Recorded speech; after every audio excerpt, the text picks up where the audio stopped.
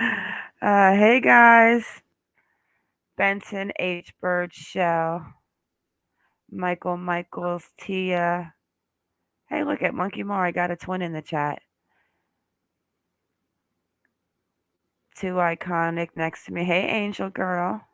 How is everyone tonight? Let me pull up chat on my phone. Which scanner are you listening to? Huh? Which is that my scanner? Hold on 1 second. Oh, you got the scanner on. Hi, my elderly cats. Hello to Wanda.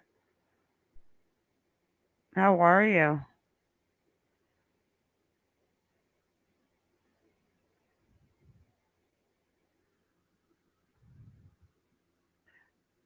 My elderly cats. That's a cute name.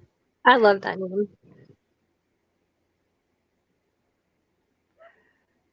So, what's the updates today on the Brian Laundrie situation? Gonna fill us in? Timeline. So apparently he didn't really leave on the 14th. He left on the 13th.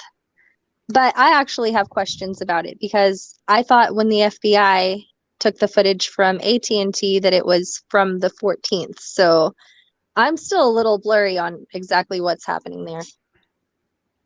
And then he apparently came home to empty the storage containers because the dad wasn't wanting to continue to pay for those. So to both extend the trip and then to, I guess, satisfy the dad, he had to come home to do that.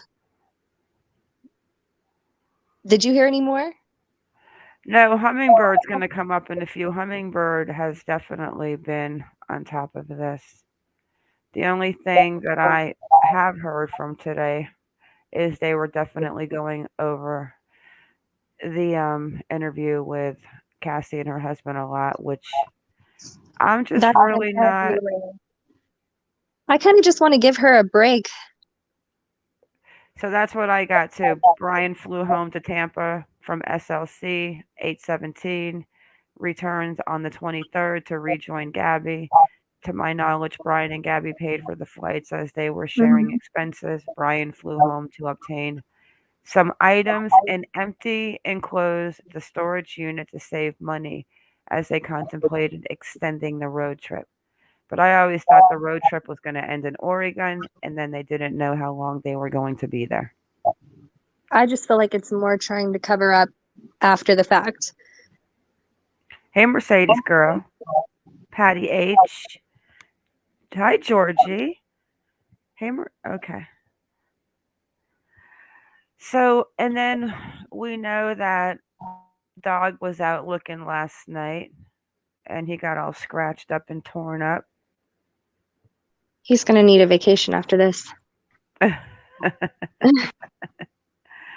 And what else? Hummingbird knows everything about this case. She is so locked and focused on it.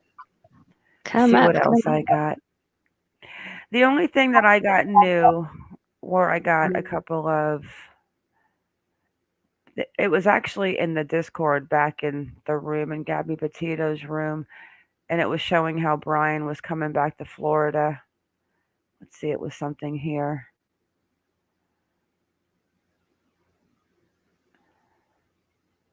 Witness allegedly sees Gabby alone at Signal Mountain. Did you hear about this one? I did not. So it was something to the fact that my parents saw her on the 27th at Signal Mountain Campground, but they also saw him driving alone that same day. She said, so someone else had asked, "Can you tell us more details about your parents seeing her on the 27th?" She comes back, "I have been thinking about making a video to share what they saw. It may help to fill in the timeline for everyone trying to piece it together. Please do." Yes, please do. I've been trying to piece together the timeline. And the witness Driving also. what? The what? Driving what? That's the big question. Probably driving. Was it a white truck? Was it a way? Actually, they came out, and Hummingbird can and tell the source about this. I'm not too exactly sure, but I know that the police, I guess, found that man that was driving that white truck with the towel wrapped around or the T-shirt on his head, and I guess that it was not Brian. Dang it, foiled again. And then the witness also states that Brian was seen driving alone that day. So what, was Gabby alone at the campground? Maybe he drove in somewhere to get food or something. And then there's a couple more actually.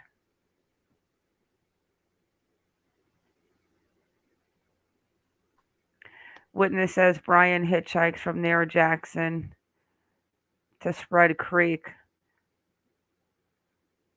So this was the one from Norma Jean, not Miranda. The one that also picked up Brian at 6:15 to 6:20 on August 29th, past the Jackson Dam near Pacific Creek Landing. He was walking backward and holding out his thumb, she said. She dropped him off around 6:30, 6:40 at Spread Creek dispersed camping area, where Petito's remains were discovered weeks later.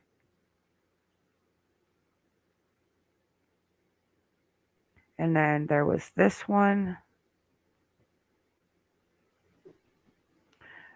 Brian Laundrie makes first purchase using Gabby's debit card. From the 30th of August through and including on or about September 1st, the Capital One debit card. And then with what the bank accounts were ending in. I think a lot of it was speculated on if it was actually her card or not. I mean, we all knew, but today during the interview with Dr. Phil, the parents confirmed that. The District of Wyoming and elsewhere, the defendant Brian Christopher Laundrie knowingly and with intent to defraud used one or more unauthorized access devices, namely a Capital One bank debit card. 1,000 or more during that period, which affected interstate commerce. And there's two more.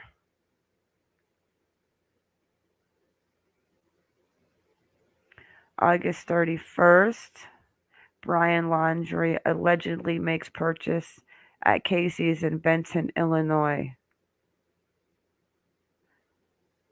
WFCN reported that FBI agents were requesting security camera footage from a Casey's general store in Benton.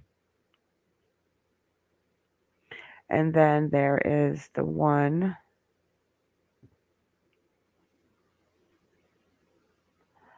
where he allegedly arrives in Northport. Per the search warrant affidavit, Gabby's white Ford Transit van was seen by a license plate reader, which we all know all of this, but this is what I got new today. Actually, I didn't get it today, but I found it today. Neighbors tell media they witnessed Brian Laundrie mowing the lawn, taking a bike ride around the neighborhood, and doing repairs in the garage on that day and the few days following. I wonder if it's because he knew his parents wouldn't be able to mow the grass.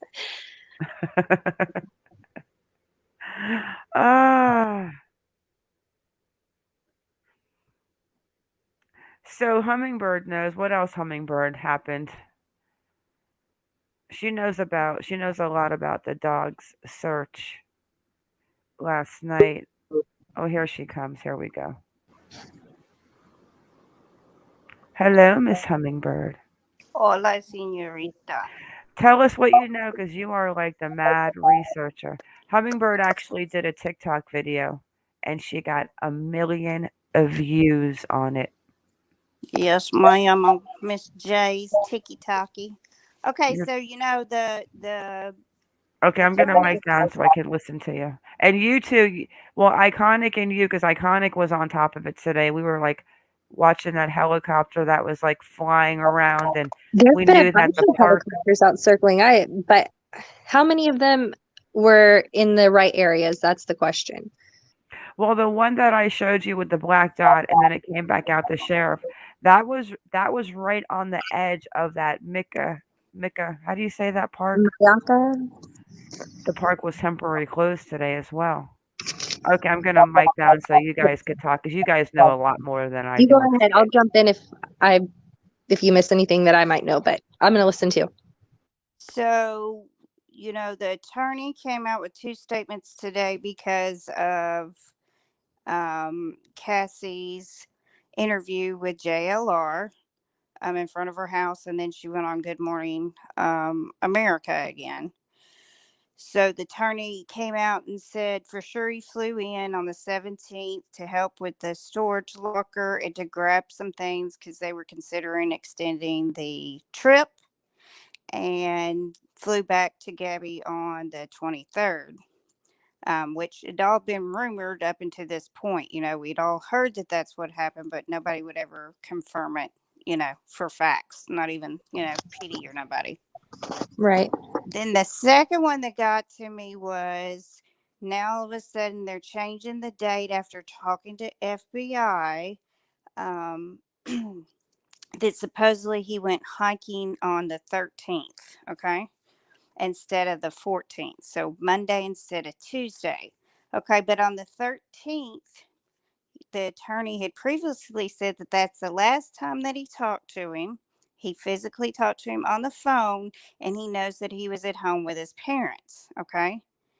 But if he left on the 13th to go hiking and left his phone and wallet behind, how do you leave a phone behind that you're not buying until the next day? That's my question. Yeah. So then on the 14th, he gets the ticket on the Mustang because it's parked illegally. And then he's seen in AT&T, and it's confirmed by FBI that he was seen on the 14th getting a cell phone at AT&T. Okay, well, the attorney said that that cell phone was bought on the 14th. Then he changed it and said, no, I said the 4th. Well, now it's confirmed that it was the 14th. So there's too many, wishy-washy. If you're going to make statements, you need to write them down so you can keep up with your own timeline. Because everybody else is. Yeah. So you're messing up. So that doesn't coincide with what's happened. You can't go hiking and leave a cell phone at home that you haven't purchased yet. And you're going hiking and you left your cell phone behind, but yet you were able to talk to the attorney, that the attorney said that he talked to you and that he was sitting at home with his parents. This is all going to come back and bite them so hard. Yeah, that's especially about the phone. Like, how does that even possibly work unless you've got two phones? Well, see, when he was on body cam, he said, oh, no, I don't have a phone. And then moments later, you see him pulling out a phone. Hi, Cassie. Hello, Nicole. Yeah, that's definitely a little bizarre. Something's not adding up right there. So, in my opinion, I think, they went camping. And I think that was like telling family goodbye because he's fixing to have to go on the run. And I don't think he ever came back home after that hike. That's just my opinion. I agree with you. He just left from there. Yeah. That makes so much sense though. That's why they can't. I mean, how do you not remember when you last time you saw your own child that lives with you? It's not like he's an adult and he's living on his own. He lives at the house with you. Yeah. And so, what are your thoughts on Cassie today? Did you believe what she was saying, or do you think it was just to make people leave her alone? I think it was just to make people leave her alone because, she's saying, well, I had to come out here. You're making my kids cry and I can't have that. But then the husband says just a He said, moments later, oh, we can't even hear us. you in there. Well, which one is it?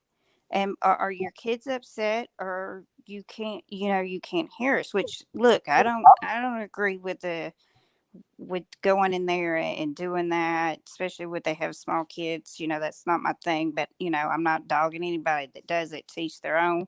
We're all made differently. We all handle things differently. So by no means am I saying ill will of, any of the protesters. Do your thing. But it was just several different things. And then she said, no, last time I talked to him was on the 6th. And then later on, she says, last time I've ever had anything to do with him was on the 11th. She can't keep her date straight. And I think that's why the parents told her to stay quiet, because they knew that, she was going to fumble.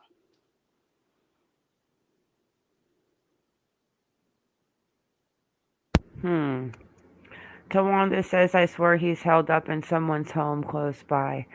I don't know. That's a lot of money not to turn him in. It went up to 180 from 170. Keep telling you, ladies, we need to pack a bag and go to the Appalachian Trail.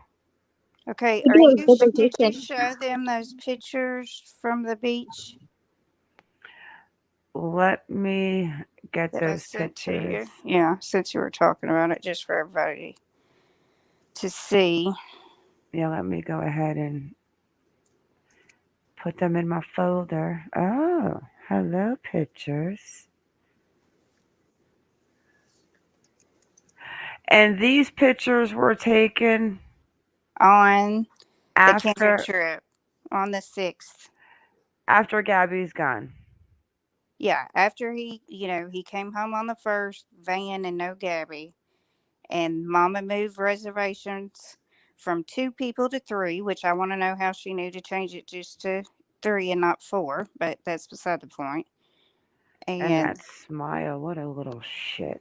yeah, Oh, I do not like him. I think the one that I do not like the most right now is, though, out of all of them, is Larry Miliete. I would love to smack this smirk right off his face.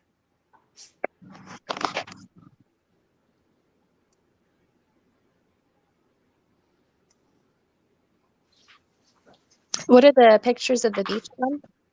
Oh, I'm going to show you.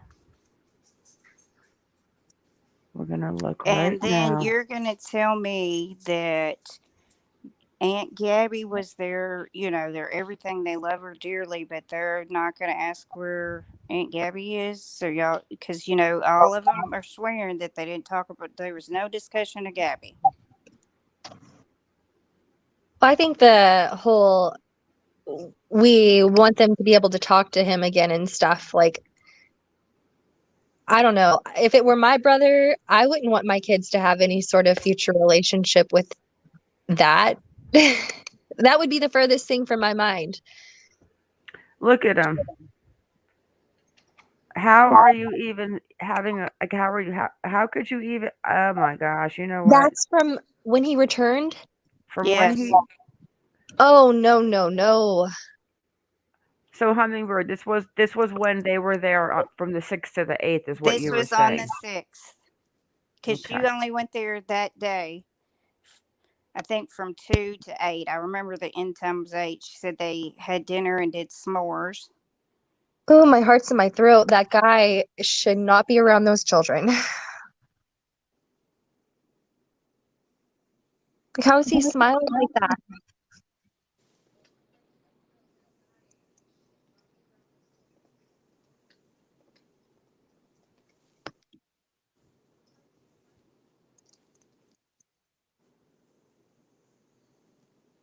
It takes a certain kind of special.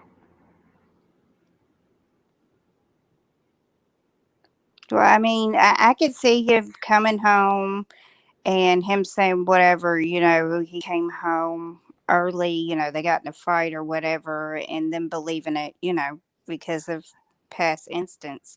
But once the parents, came banging on your door and then filed missing persons the next day, and then on the 19th, they find her body, somewhere, so somewhere in there.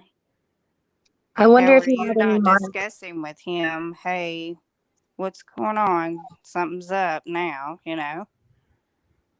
But see, that's what I've been saying that I honestly believe. I'm gonna look at chat in a second. But that's honestly what I've been saying. I totally believe he came back. He didn't say, maybe he said we had a fight. I don't think he said too much. And then when it started getting rough with the father coming by, the missing persons report, and all of that going on, he could have held it off on the 6th and the 8th, and then right after that was when things started getting bad, and that's probably when he just took off. I don't think he told his parents. I mean, hello, I am Coyote, Michael Miles, Robbie. Who, Cassie Raku? Who in here thinks that he actually came home and said, "Oh my gosh, mom, there was an accident, and I killed Gabby"? I don't think he said that, right? I think I he don't think played he it as said that long right. as he could. Yeah, until he had no choice but to say, "Okay, this is what happened." She already tried to beat me up on the 12th, and she tried again, and I heard her, you know, and didn't, took it too far before I realized whatever. Someone asked if he's wearing Gabby's smartwatch. Well, there's a bracelet that he has on that looks just like the one Gabby wore, but we don't know if maybe they had matching bracelets. Mm-hmm. I don't see him wearing Gabby's Apple because he hated electronics anyway.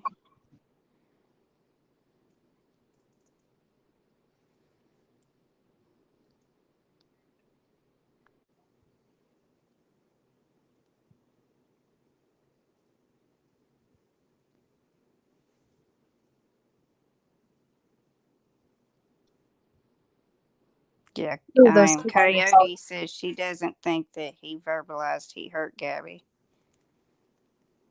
Yeah, probably not.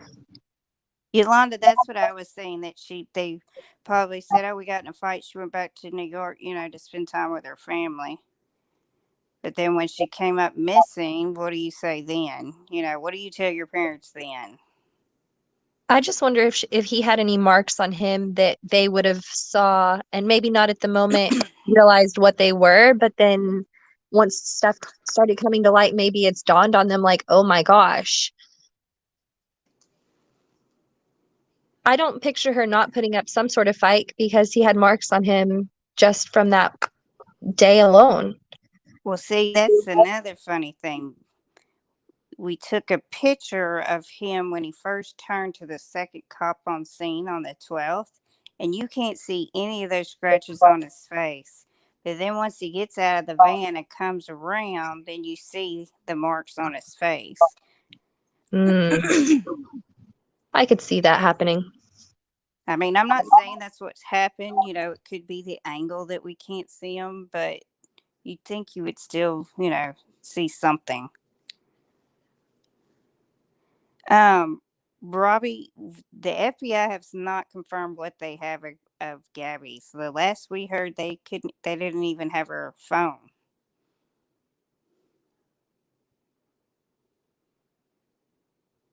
So I mean, they could have it. We don't know. It hadn't been confirmed yet.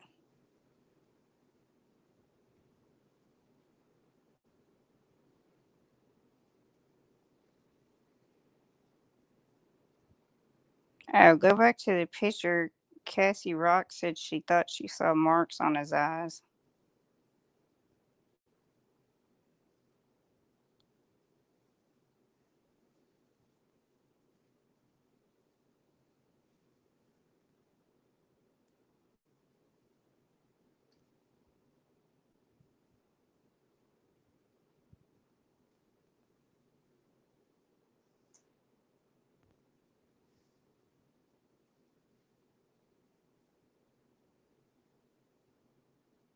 Oh, I am Coyote. They had to get something to spend that kind of money on the swamp in this long a time.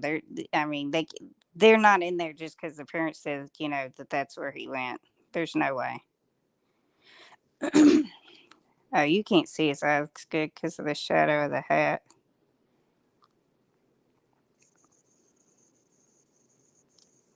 What about his arms, Monkey?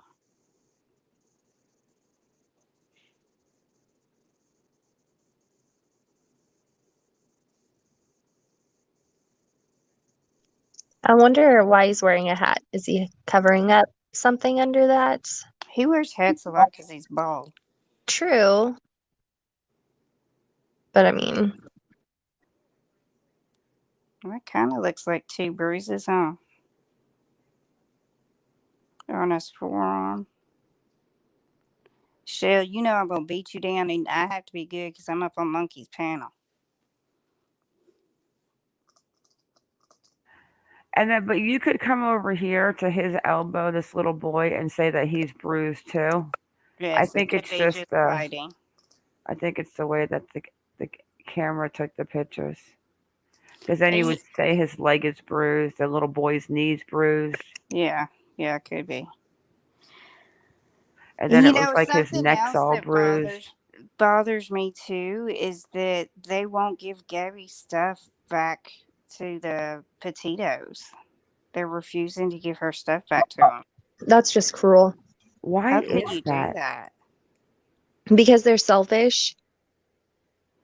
Well, I'm just wondering, are they scared? They hadn't had time to go through it to see what she's written. You know what I'm saying? Go through it.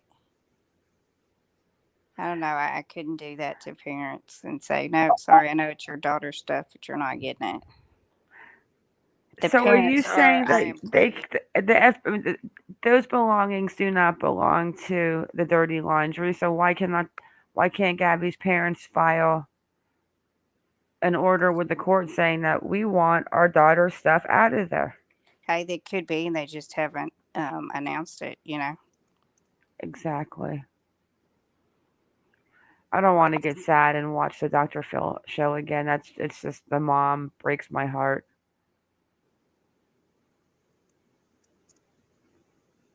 Let's see if anything's going on with Dog's daughter. And then we'll jump into this other scare. Oh god. I don't know what's going on in this world. It's going cuckoo caca crazy. Iconic. I need to use the little girl's room before we get into this next crazy story. Hello, I can't even talk tonight.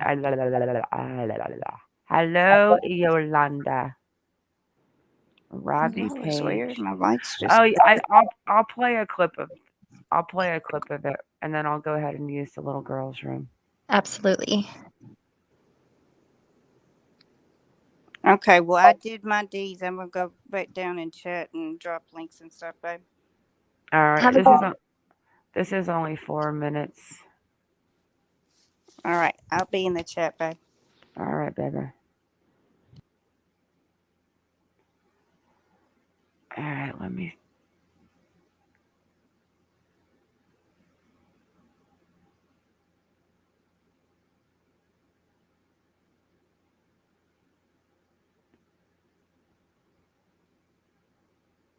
The dirty laundries won't give it back. They're gonna have to maybe one day give it back. I don't know why would they want her things. Monday, September 13th. Brian, how Wait, is this the one? Definitely watch the Dr. Phil episode if you didn't. It was good. I thought he just had it right here.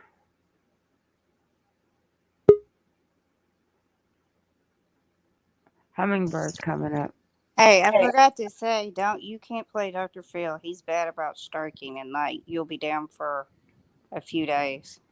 Okay, well maybe we can drop the link and they Yeah, can I'll watch. get back in chat and drop the link for you, but don't show it. I All just thought right. of that. They strike really bad. Shell reminded me when she said it.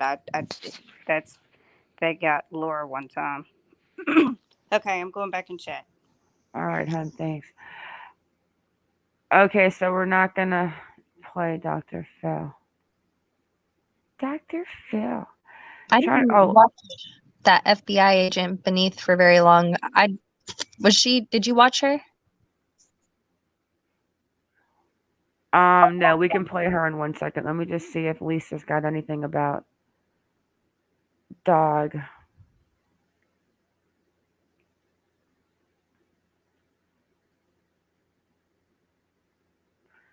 $7 ago, which everyone knows information we're sorting through due to all the media coverage.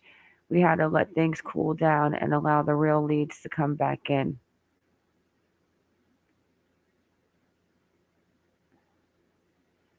He might be sleeping. He had a rough night last night from what I heard.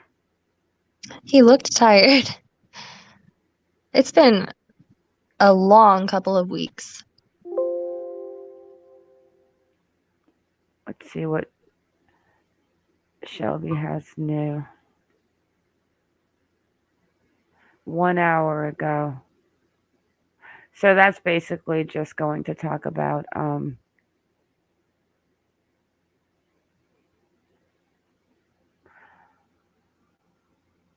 wait a second. I don't think I've heard this yet.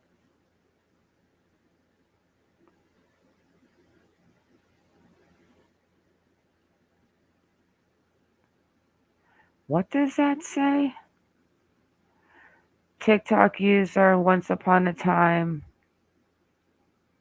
Yay. Comments on Steeler Girl's 20 video that she saw Gabby walking toward the van this morning.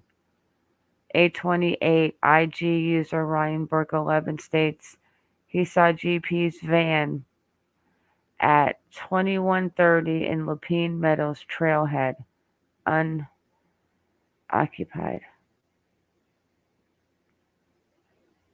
829 Gabby was supposed to meet a friend at Yellowstone but never showed up. 829 Jessica Schultz claims the Ford Transit van had been moved from its spot by 11 a.m. Did you see any of this? I haven't seen this transcript. I feel like we've heard this information. Yeah, then the TikTok user Miranda comes in on 829. Huh, so that's the new update. All her new updates are in blue.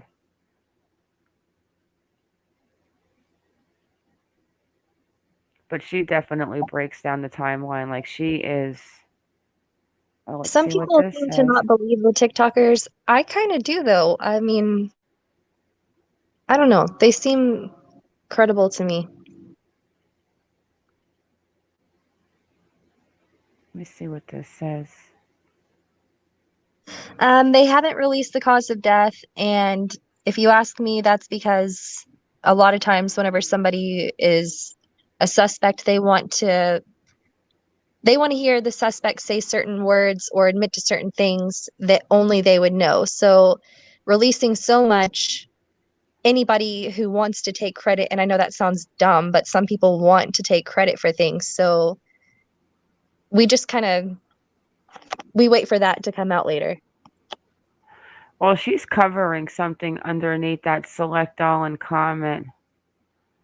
Flight something / ticket records, maybe?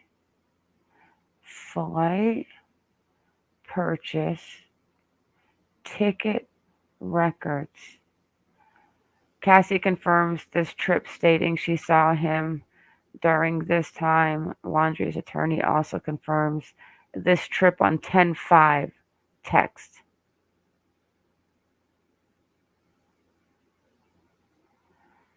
So that was something new she added.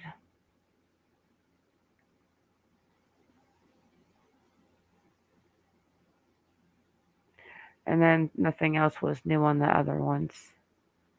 This one's got some new stuff. Let's see. Oh, this was actually when they left the note. The police left a note on the car. Hold on one second.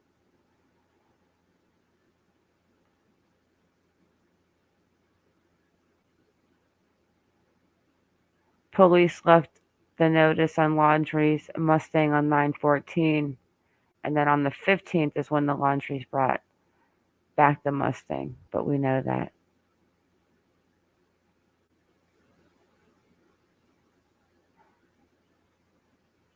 So that's the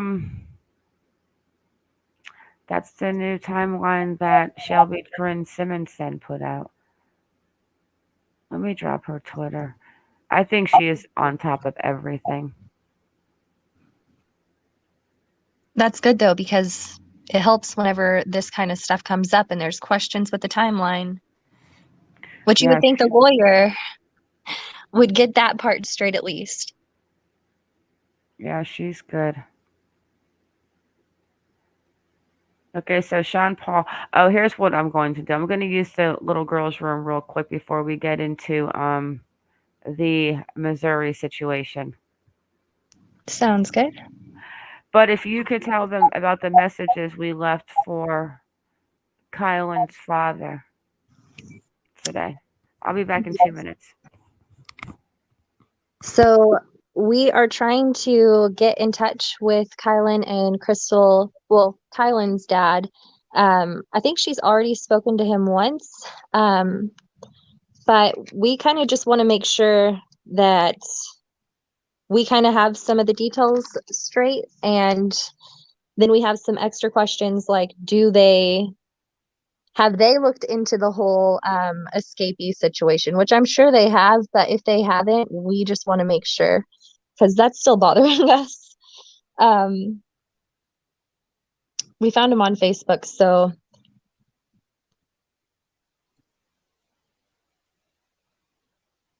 how is everybody tonight?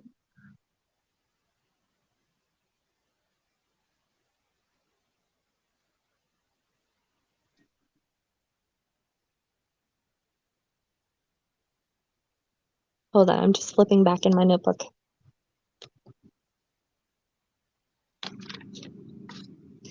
Yeah, the escapee from the Kansas mental institution. He was supposed to be locked up indefinitely. He escaped through 5 doors, pretended to be a doctor, got out, and he was found like 80 miles from the Moab girls. But the way that it looked on the map, it was not far at all.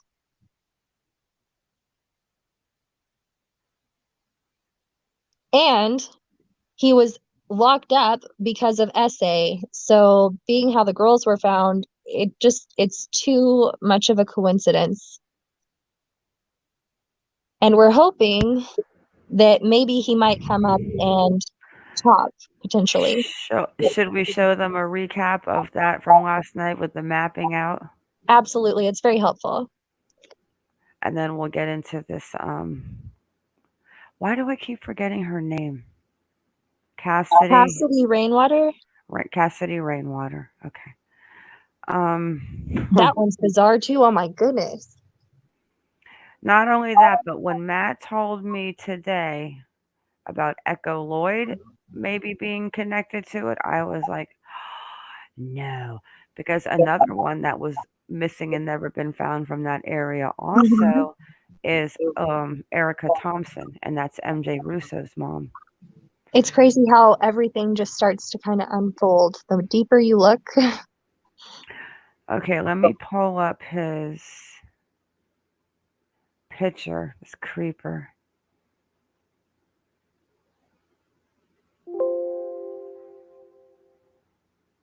And then let me pull up the map.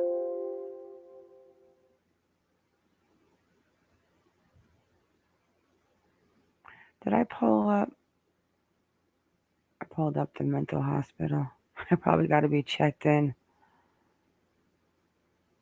Here we go.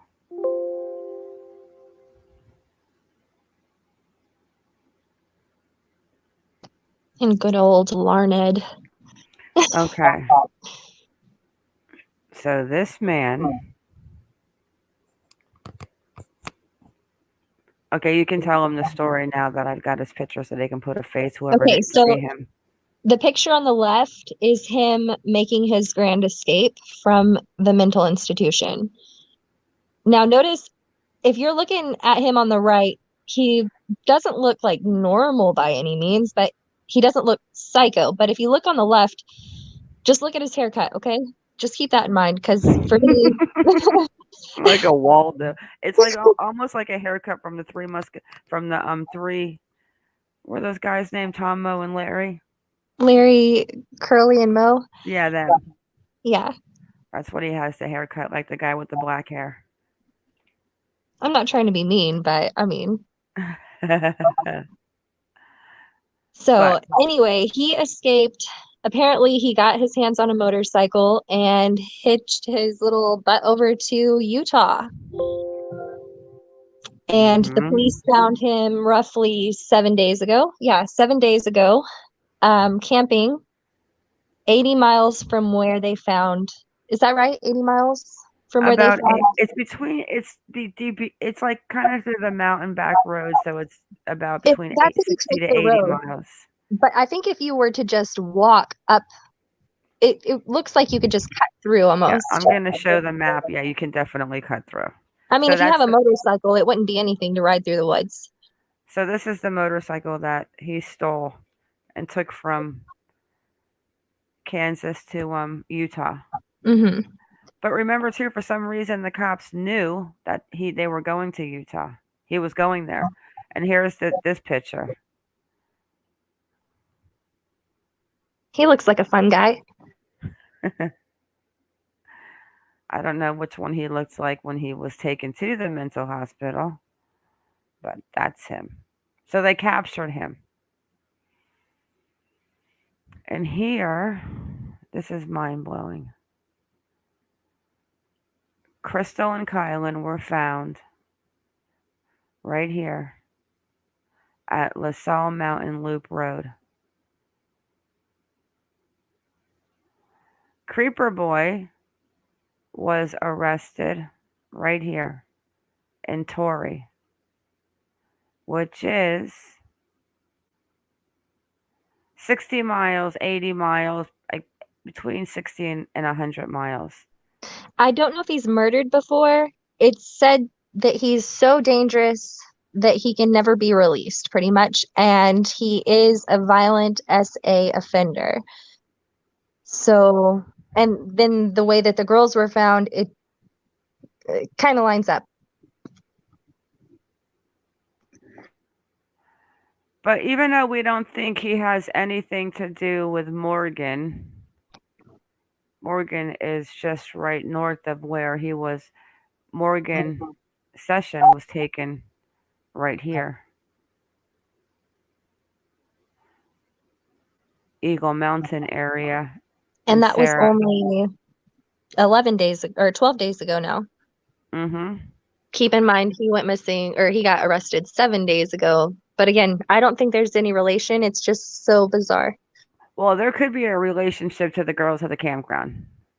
Oh, I definitely think there could be for that. Because if you take the Kansas out of the road, if you take where Morgan was taken,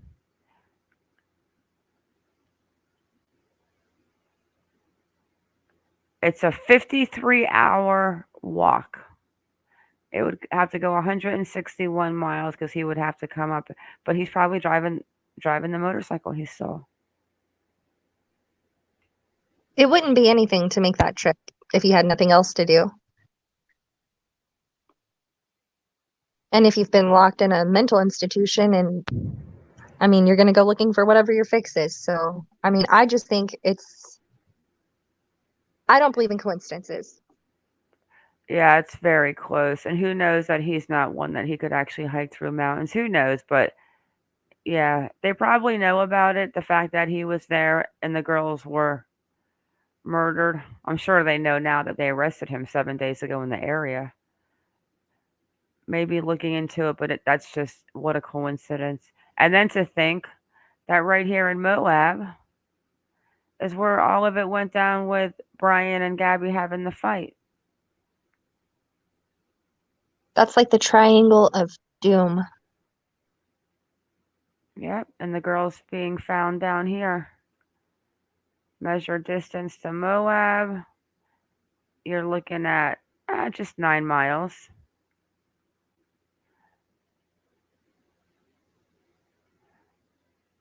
Nine miles. Someone said if he's in psychosis, he'll walk for miles. Which I believe that. I knew someone who went into psychosis and flew to Hawaii and tried to quit her life. So anything is possible. Hello, Gracelyn. He must have said something serious about Gabby to his parents for them to get such a high-paid lawyer so quickly. He could have said something. I think he tried to not really talk about things, and it probably, I mean, we can speculate all we want, but I don't think he came home and said, "Oh, let's go. I killed Gabby. Let's go camping." I think he tried to pull off maybe they had a fight or maybe he dropped her off. I don't know what he said to them, but I don't think he came home with the. And then when things started to heat up, I think he's like, "Yep, it's time to go." But I still wish we knew if the gun was really missing from the parents' house. Hello, I am Coyote. I wonder if they'll ever tell us that part. I don't know that that would mess up the investigation too much. Maybe. But he got caught. Kansas creeper boy escaping the mental hospital. Dangerous SO. Yeah, he was definitely a dangerous one. Just crazy how close he was to those girls. The wording they used for him was like too dangerous to ever be released. Let's go to Kylan's father's Facebook page real quick because he said something about that car and the road, about looking for that car that was on that road. An hour ago, he posted something. Let's see what this is real quick.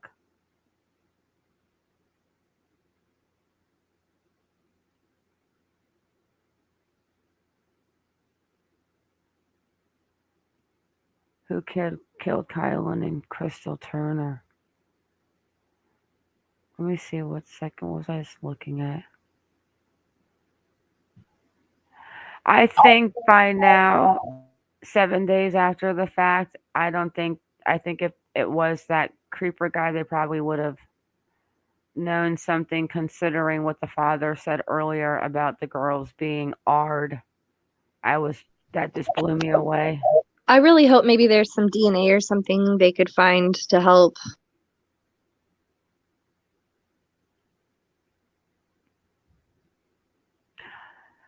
There might be DNA, but I want to go back and just read the part about the car. No, they didn't really describe the creeper too much. I got one article where they say that they didn't mention what the car was about. And then here's something.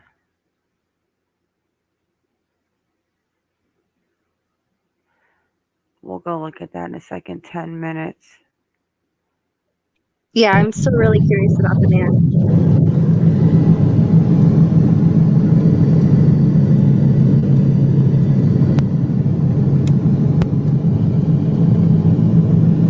Okay, so this supposedly is the area around the drive to the site and surrounding roads. If you or anyone you know were in Utah near Moab on the LaSalle Loop Road between the dates of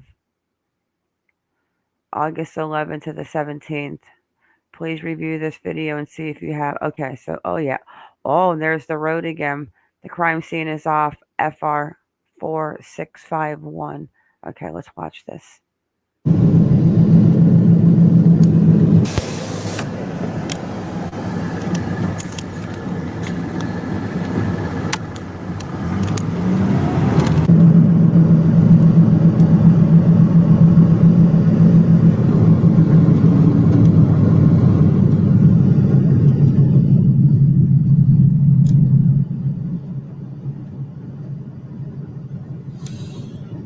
Here we are.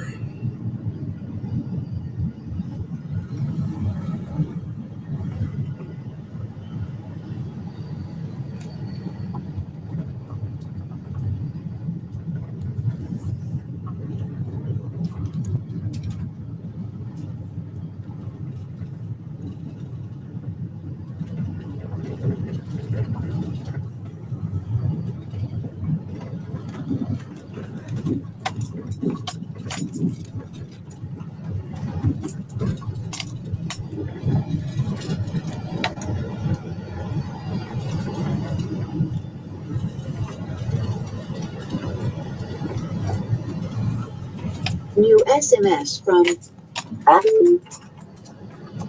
Jason. is new SMS from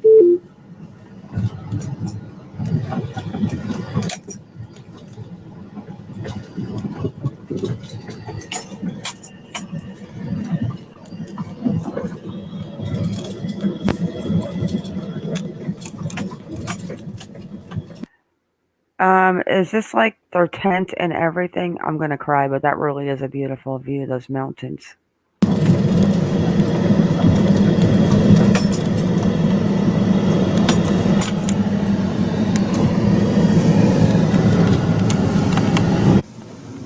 This is the way into camp.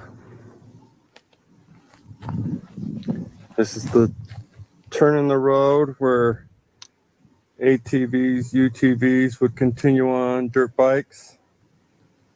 But if you back up here, this is where Crystal and Kylan camped, and the creepy dude was most likely right there.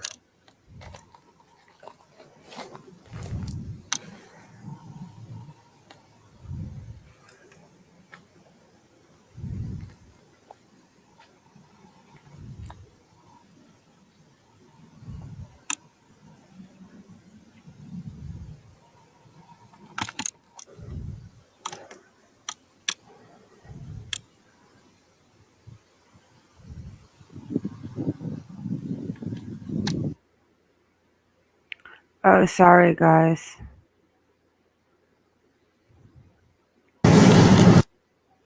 What the heck?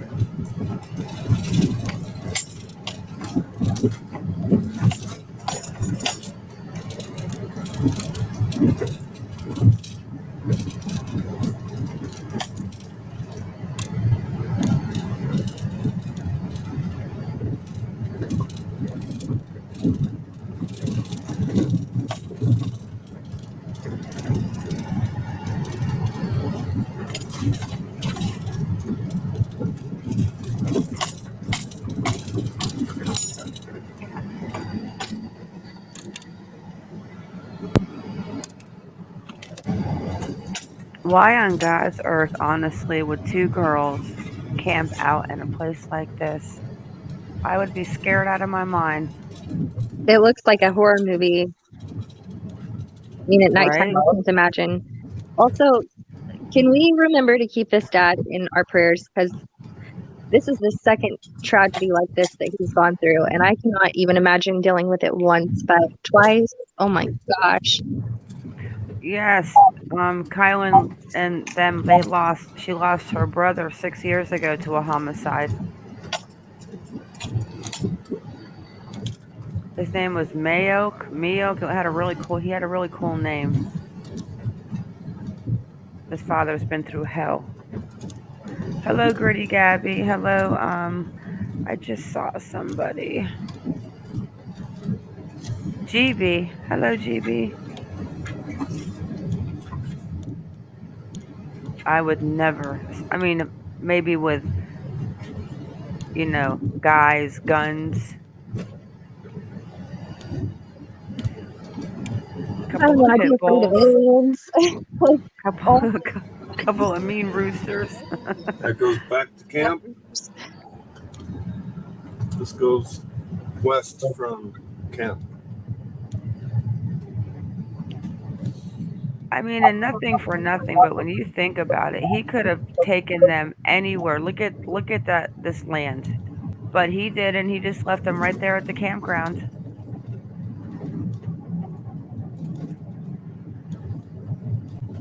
Which I feel like that can say one of two things for the person's state of mind. Maybe you were camping here.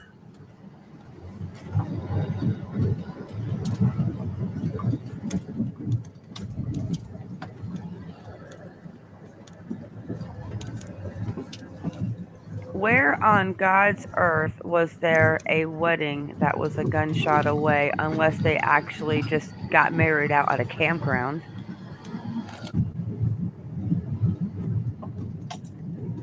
Gritty's going camping, but she requires like a hotel on wheels.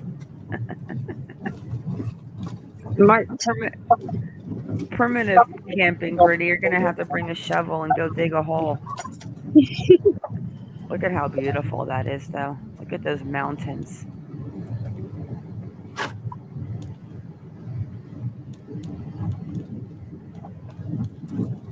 Could you imagine how dark it is out there at night? Like I said, I'd be terrified. I mean, it is beautiful, but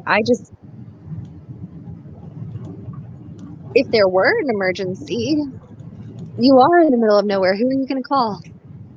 Ghostbusters. I knew you were going to say that.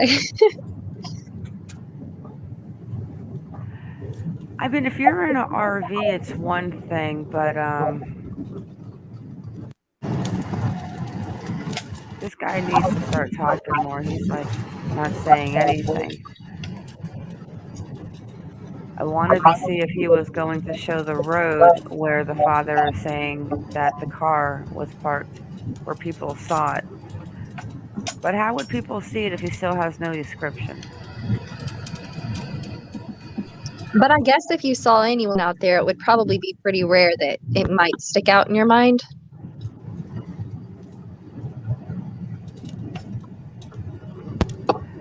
Look at how beautiful those mountains are. It looks like they might have snow. Oh, they got some snow caps on them. Oh gosh, we got a vehicle. It's a white truck. It's a white truck. What the heck is that? Tonga Vision. Okay, so let me go back and let's just. All right, there we go. So sad. I agree, Sharon. I don't know how this case kind of got pushed down because it was so close to Gabby, but I mean, it happens every day to so many cases. This is the one where Sean Paul says on the second, I do not have a description of the creeper. Hey, that's my word, Mr. Sean Paul.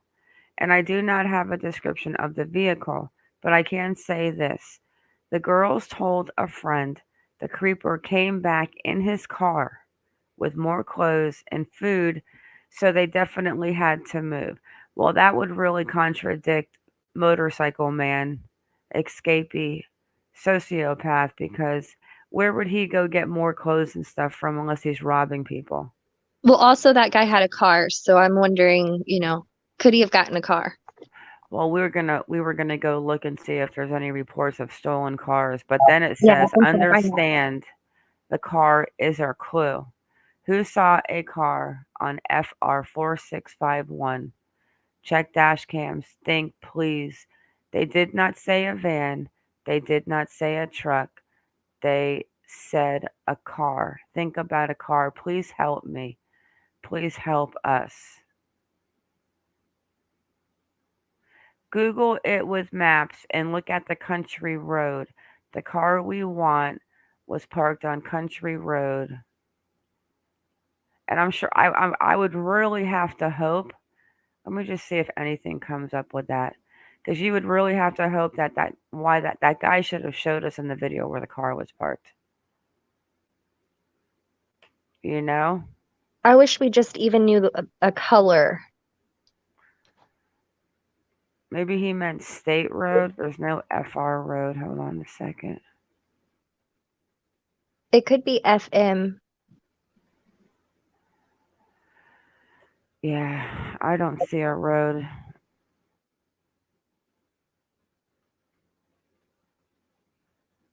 No. Anyways, that's it. But I'm going to have to say that the escapee is probably not the guy. I think if he was, there would have been something by now.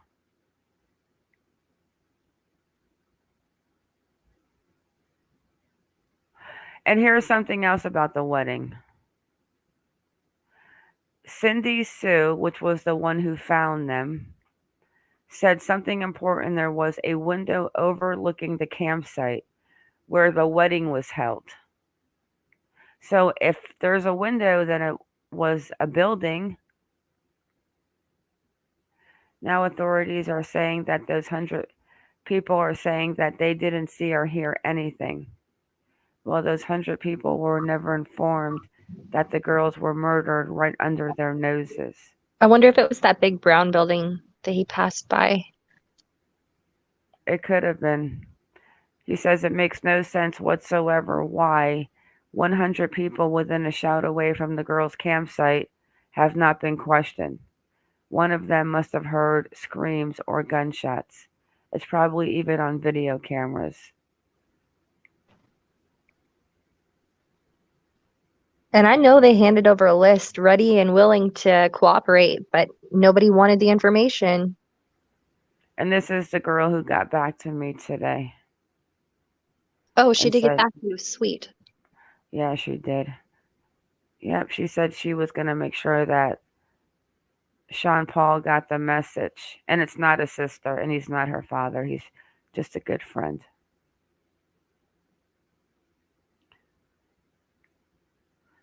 And then just that he goes and he sets up his little campsite.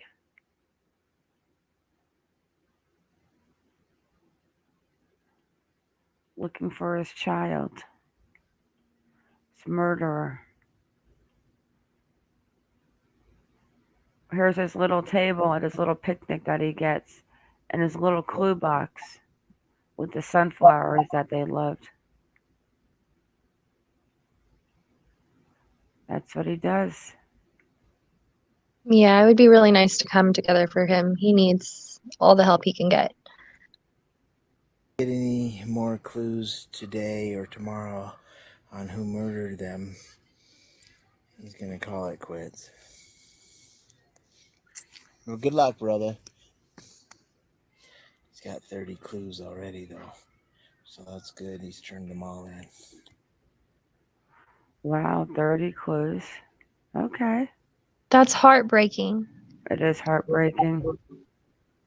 But see, now here's what I said earlier. Somebody had mentioned His the name is sexual predator to Sean Paul, but there's not a week ago. There's not one reply. There's not one like. And in the comments, there's nothing mentioned about this. And then she posts it again.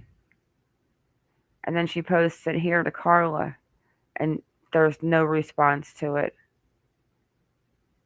I read today that Gabby's friend said that Brian was weird and heard voices in his head and very controlling.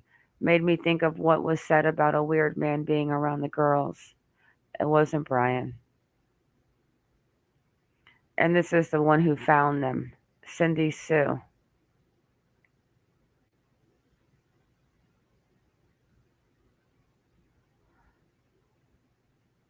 which I can't even imagine having to be the one to find them. Or just the one even. Yeah, she couldn't go any further. I couldn't even imagine after That's finding not. the one. Well, that's it with him. I agree. He is begging for help. And it shouldn't have to be that way. Look at his face. The pain. At this point, she was still missing because this was the 16th and she was found on the 18th.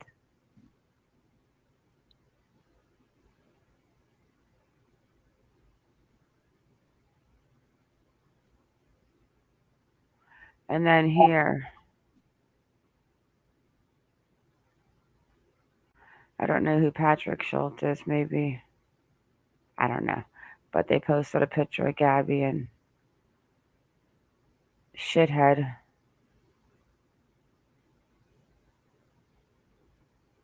And then here it was before they were found. He still had that table set up. Oh, that definitely looks like Kylie right there on the left. Yep, that's definitely her. She's a beautiful girl. Definitely could have been a model. Oh, that's beautiful. And that's what he does. Look at those dreads.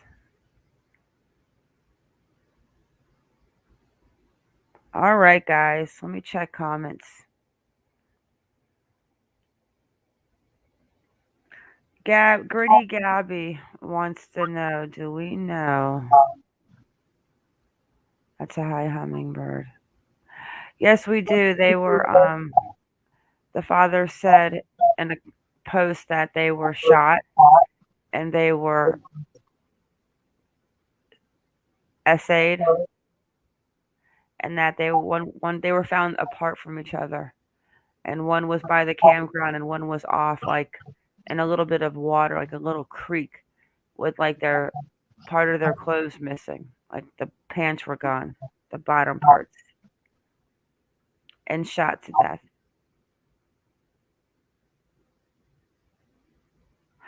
I'm not ignoring you guys. I can't see the chat when I'm looking on a screen. Oh. Look at Hummingbird yelling at me. Keeping Okay, her so alive. let's get into the last part. Does anybody want to say anything else regarding Kylan and Crystal or Brian Laundrie search today? Are you guys? Yeah, I saw she was found in her favorite sweatshirt. That's how they knew it was her. Yeah. Hello, Shredder. Shredder, are you on Discord? If so, you need to come into the mod room on Discord. You're in there too now, Iconic. Oh, nice. I hadn't noticed. Hummingbird. I think Hummingbird did it tonight. Hummingbird takes care of me. I love my Hummingbird. Takes a team.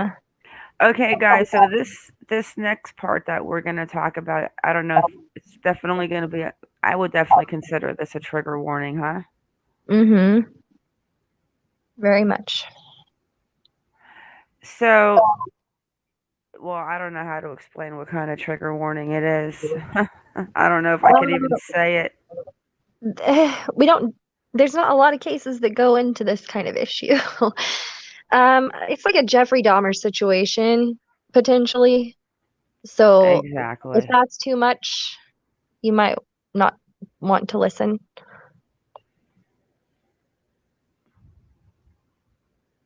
And this happened today, or was the fire last night? It was very recent.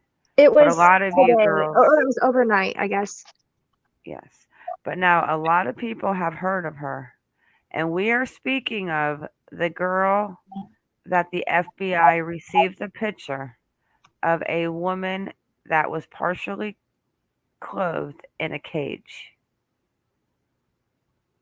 who's been missing for months.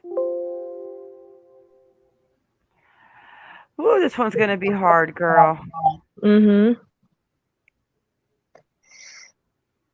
There's a lot of pieces to this. Mm.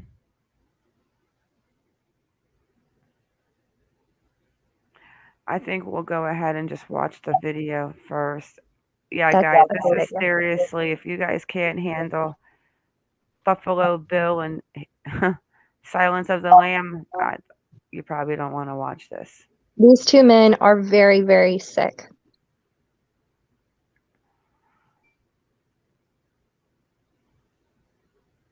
Come on, you can do it. 23-year-old Cassidy Rainwater. Where'd you go? No. Type 2 diabetes can have a big impact on your life. But how can it be prevented? Well, the first step is knowing if you have something called prediabetes. Take the 1-minute risk test.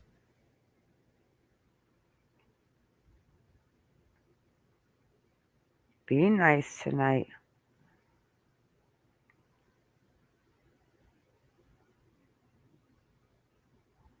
You can do it. You can do it. It's like the little red truck the little red fire truck.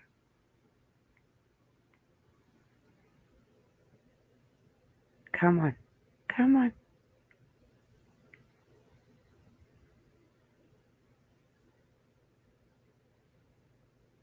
Stem is precise, no margin for error. Dare to forget that. Dare to have fun with it. Get weird with it.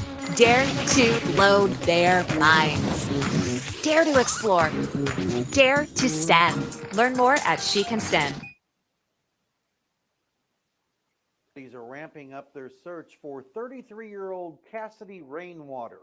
Investigators say 2 men held Rainwater in a cage on Moon Valley Road near Lebanon. It's a horrible deal. All I know, living this close to this all these years, is God had a protecting hand in some of us around here. Bob Hostetler lives about a mile away from the alleged crime scene and knows members of the Rainwater family. Federal investigators say no one has seen Cassidy Rainwater since July. Someone reported her missing on August 25th. 2 weeks ago, FBI investigators from Kansas City got an anonymous tip that someone was holding Rainwater in a cage on this property near Lebanon. Authorities arrested Timothy Norton and James Phelps. Prosecutors charged the 2 men with felony kidnapping. Court documents say investigators found photos on Phelps' cell phone showing a woman partially nude and in a cage. Investigators say Norton admitted he helped Phelps to restrain Rainwater. Beyond the photos, investigators have not disclosed what they have found on the Phelps property. Hostetler briefly spoke with Phelps just one time during the past year as a neighbor and heard the rumors of cannibalism. He's arrested and potentially everybody, involved. So hopefully it'll all get cleaned up, and it's a bad thing, and I can't imagine. Norton and Phelps are in the Dallas County Jail without bond. The 2 men have criminal setting hearings scheduled for Tuesday. Cassidy Rainwater is still missing. Anyone who knows where she is should contact their local law enforcement agency. Mark Slavitt, KRCG 13. I can't even imagine. Did you hear about the possible connection to the Springfield 3 with this? Not only that, but they also said, I'm going to look real quick and see what happened in the court date today, but someone was also talking about Echo Lloyd. Yeah, they found the truck for the Springfield 3 on the property, and that's a 30-year mystery for 3 women who went missing. The Springfield 3. Mm-hmm. Out of Springfield, Missouri. Yes. So they recovered the truck on that property. Those girls have been missing, like I said, 30 years. It's Cheryl Levitt, Susie Streeter, and Stacy McCall. So that would have happened in 1991. Or, then 1992. But wait a second. Then, when was this article out? Let me share this. Echo Lloyd, who went missing on Mother's Day 2020 from Edwards, Missouri. But I truly believe that Mackenzie guy that lived right across the bushes, and he's a sexual predator. I think that he had something to do with Echo Lloyd. But the bizarre thing is the house burning down today when they've started making connections to all of these things. Oh yeah, we're gonna look into that in a second. But the house did burn down. But this is the spring right here. Is she dead? I can't remember. Have they found her? I think she's still missing. Who? Cassidy. Oh, she's still Rainwater. missing. Yeah. But now she might be found after this fire was today. I don't know. But You'll these have to are forgive me. My memory. Cheryl Elizabeth, Susan Elizabeth Streeter, and Stacy Kathleen McCall. Yes, ma'am. So these, well, she's a little older, but the two bottom women are like in their 40s.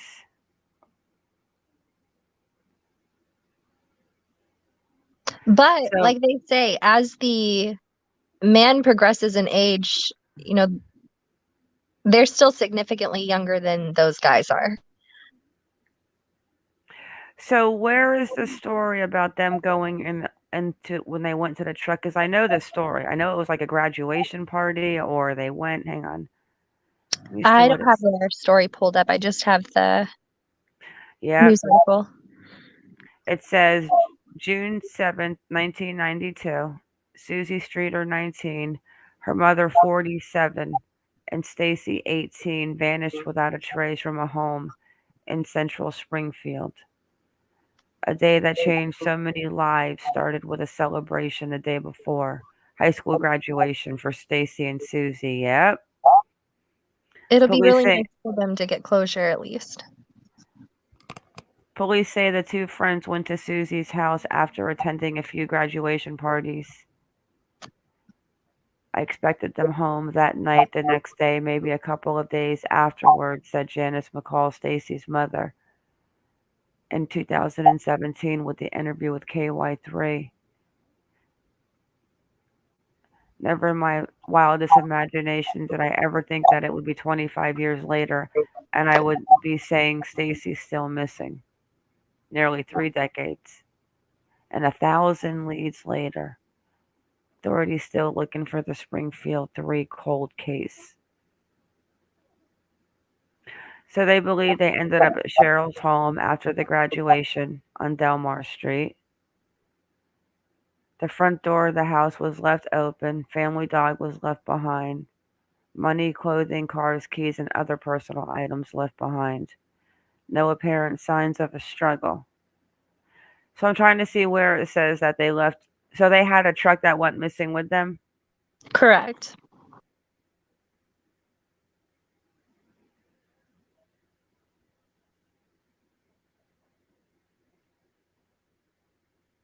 So in 86, KY3 investigative reporter Dennis Graves traveled to Texas prison to interview Robert Craig Cox. Cox, once convicted of murdering a woman in Florida, had been in Springfield at the time of the disappearance and had been questioned by police. Cox claimed he was home alone in bed that night. Graves extensively interviewed Cox, hoping for a clue. And then there's a little bit of the interview. And then Cox refused to talk anymore. I'm reading down a little bit in this article, and it looks like her mother also went missing in 2007, and her remains were found not far from her residence in 2008. Holy shit. Let me look at comments. No charges were ever filed, so they still don't know who killed her. Marty McFly, look who's in. Hi, Marty. It's so good to see you. Marty is like really a cool dude. He's like Back to the Future, kind of, Marty McFly. Yeah, that's a dope name. I love that. So we need to put this in the folder. What you just I'm said. gonna send you this article. We need to make a folder and start digging into this case because we got the Springfield 3 missing.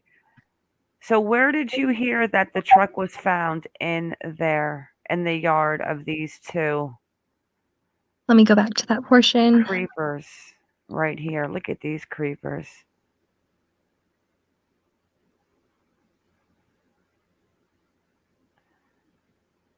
And the house burnt down. This article is rich. Okay. Creeper 1 and Creeper 2. Let me just send this to you and then Hey, you can Marty. Yeah, we have good times over here. We don't do any mean, negative drama, nothing. These are good people over here.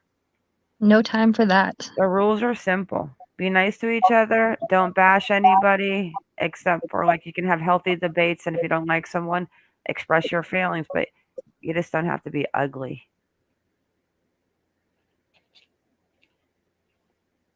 Angel. Yeah, we're going to put these guys on Tinder or Match.com. The one on the right, you got to love the ponytail. Like, you just got to love the ponytail with no hair on top. Oh, I So can't these send are it to you right now. I'll have to wait till after this.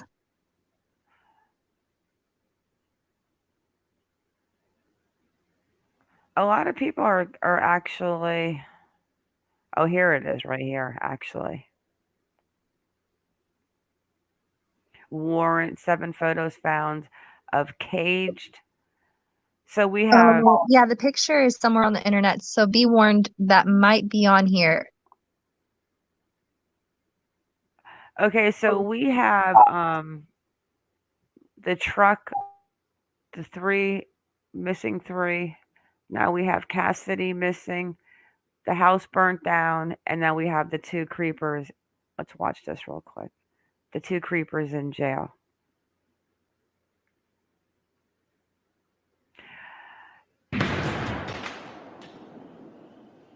Case of Cassidy Rainwater's disappearance became even more involved when the cabin belonging to one of the men charged. We'll keep this quick. We're making breakfast without compromises your reality. Lunches you dream about in compostable packaging. Go-to dinners you actually look forward to. And decadent with her kidnapping burned to the ground. Thanks for joining us. I'm Heather Lewis. I'm Steve Savard. We're bringing you team coverage of the investigation in Dallas County, which begins on the property covered with what's left of the burned down home. Reporter Ashley Eddy leads our team coverage tonight.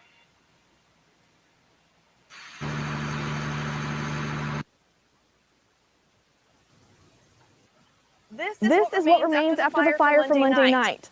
The sunlight now showing us what the Dallas County Sheriff's Office tells us is a total loss. Officials say this home of alleged kidnapper James Phelps burned to the ground, and a bomb squad was called in. Now let's show you the scene from late Monday night. Officials with the Missouri Department of Public Safety say help from the Division of Fire Safety was requested by the Dallas County Sheriff's Office for a cause and origin investigation. But that's not all. Springfield City officials confirmed the city's bomb squad was called in to investigate after a Dallas County deputy found something that resembled a tripwire. Officials say the bomb squad arrived around 1:30 in the morning and detonated an explosive device near the area of the fire. Springfield City officials say they don't have any further information, only that they responded at the request of the Sheriff's Office. We've reached out to the Sheriff's Office to try to get some more information behind this fire. We've yet to hear back. We'll be sure to keep you updated with all the latest information. Reporting from Dallas County, Ashley Eddy, Ozarks First. James Phelps and Timothy Norton, the 2 men accused of kidnapping Cassidy Rainwater, were seen for the first time in a courtroom this afternoon. Bailey Stroll is in the courtroom today. She's live at the Dallas County Courthouse to detail. Wait, I honestly forgot all about the tripwire to where somebody went and it. Oh, that's right, girl. I forgot all about that. Tell what happened in front of the judge. Heather and Steve, both James Phelps and Timothy Norton were here today. They were seen through video conference from the jails that they are at, and we'll show you that footage in just a few seconds. But the hearing itself here at the Dallas County Courthouse was pretty quick, only lasted a few minutes. The judge quickly setting a date for a preliminary hearing for both of them next month. Mr. Norton, are you able to hear us? Criminal hearings in Dallas County today bring new video of James Phelps and Timothy Norton from jail, more than 2 weeks since the two were arrested, accused of kidnapping Cassidy Rainwater.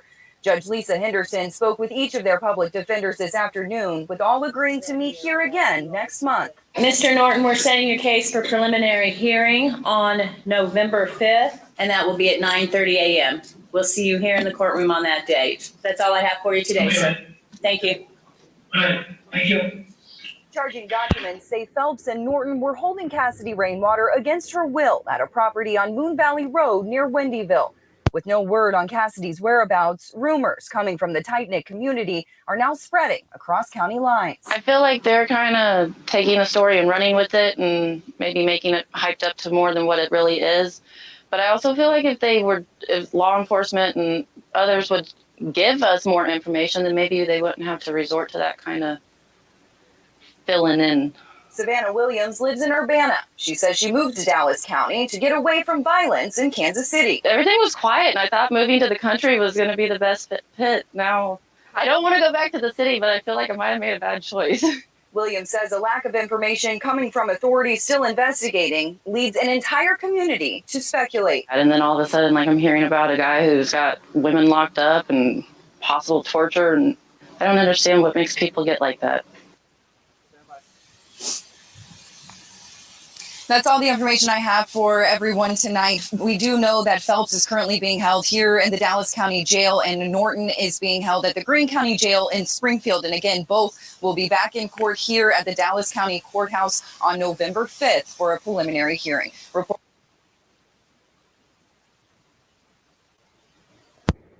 Well, at least we got to see the court hearing that we were going to look for Reporting earlier. from Buffalo, Bailey Stroll, Ozarks First. Well, that was cool. We got to see the...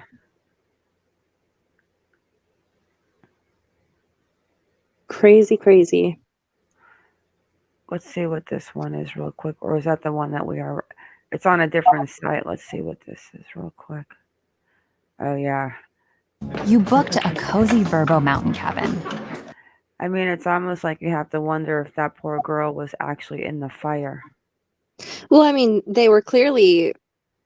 They had it rigged that way for a reason. I mean, but I forgot all about that from the article. That was completely right. They set up that tripwire so that when somebody came around, it was going to go off. That's going to be horrible if Cassidy was in that house. I'd be very, very nervous to have to go through that property because, they probably have more traps. But not only that, too, but there's 10 other women they're claiming that. I mean, I'm not, listen, guys, what I'm going to say, you have to understand me and know my personality for me, when I say things, but this is just like, I mean, it could be the truth, but maybe she's not there because maybe they ate her. I mean, I'm just saying they're being accused of being cannibals. It sounds... They have a pattern for sure. Maybe they ate her. I mean, oh my gosh, who does that? Nobody's mind wants to go there. Let's see what this one is real quick. It's only a minute left. Became even more perplexing when the cabin belonging to one of the men charged with kidnapping her burned to the ground last night. Color 10's Ashley Eddy shows you what's left of that burned cabin. This is what remains after the fire from Monday night. The sunlight now showing us what the Dallas County Sheriff's Office tells us is a total loss. Officials say this... Yeah, we saw that. But this right here, the picture of him, you can... I'm going to try not to laugh.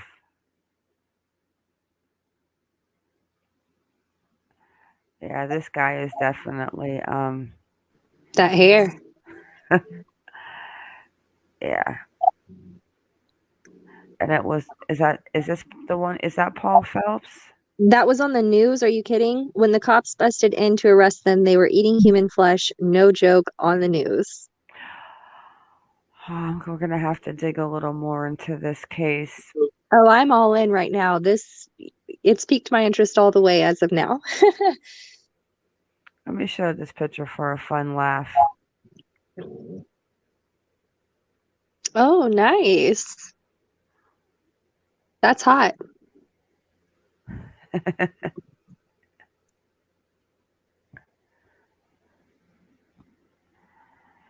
So let me find.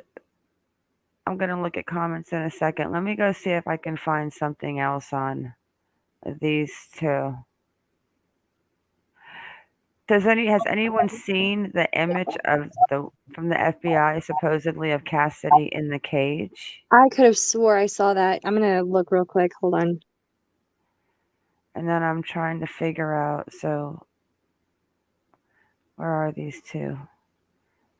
Buffalo Bill brothers. Who does that?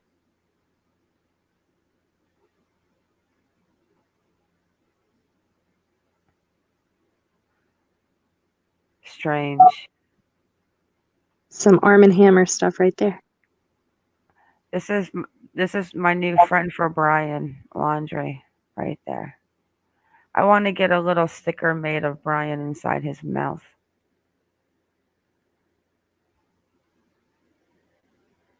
Hello, Brian. My name is Mr. Alligator. I'm coming here to eat you. I don't know if the bomb squad was probably called after the tripwire was triggered. I heard it was the bomb squad who triggered the tripwire. Yeah, we're going to find that article. 1 second. I'm looking for... I sent you one in the private chat. So, James Phelps is the one that owned it, and he is the one that has no hair on top and the long ponytail. And then Timothy Norton is... that picture is great. Is the one with the nice crazy hairdo.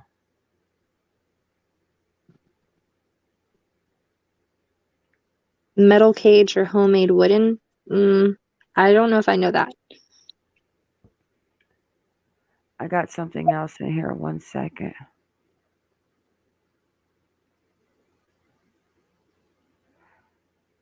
Let me open this up real quick. What did she just say? Iconic? She asked if it was a wooden or metal cage. Yeah, I'm gonna about the picture. Yeah, I'll find that picture. But I feel let's like see your friend what. would definitely know.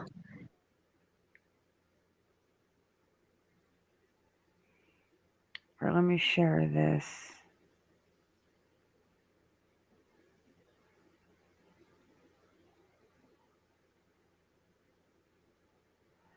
They said there were 7 photos found. What happened to the photos? 1 second. I don't see photos on the crime scene situation. I'm not even sure. I mean, this is only one photo. I'm not seeing any. There's these photos of him sitting in the chair.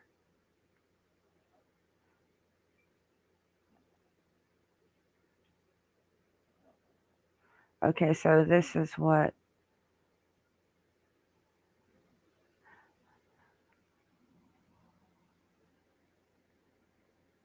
I wonder how long they had her in that cage. I am Coyote. How long was she in the cage? When did she go missing? We're gonna put a whole. Yeah, we're gonna put a whole timeline together on this, guys. We are definitely gonna put a timeline together on her missing, the 3 other women where the truck was found in this area. Like, you can't make that up. Dog the Bounty Hunter found a clue about Brian Laundrie. Let me blow this up. Responsible for one of the biggest breaks in the homicide case of Gabby Petito. According to TMZ, the reality star who joined the search last week for Petito's ex-fiancé, suspected murderer Brian Laundrie, received a tip that led him and his wife to the campsite in Florida. Dog reportedly thinks that he found proof that links Laundrie's parents to it. Okay, well, that's the 2 camping reservations that we know. 1 in the to the 3rd, and the 6th and the 8th. Okay, I don't know exactly when she went missing. I don't think anybody knows that. On July 25th, James Phelps told the police the last time he saw Cassidy was on July 25th, and that she left in the middle of the night and never came back.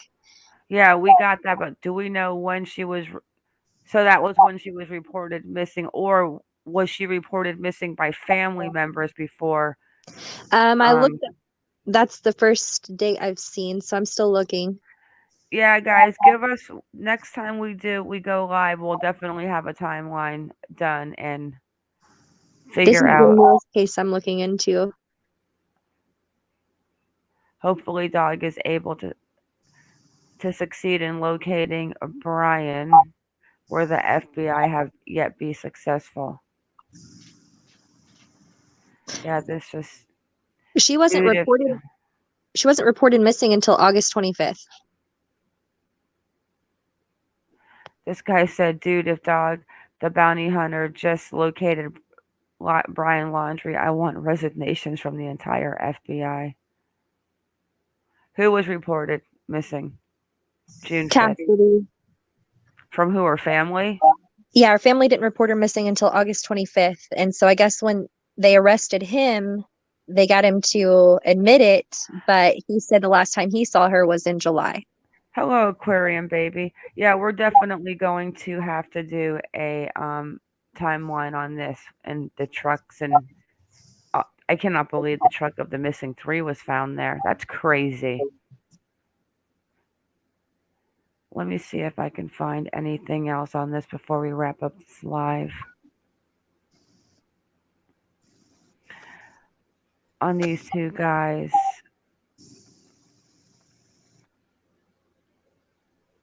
I'm not even sure I want to see a picture of the woman in the cage. I mean, I kind of do, but I kind of don't.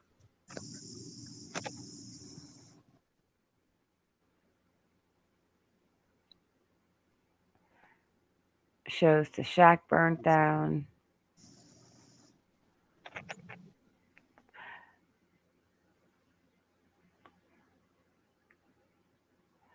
I mean, there's a picture of it. The cage? Yeah, I don't see her in it, but I don't know. Let me share a screen.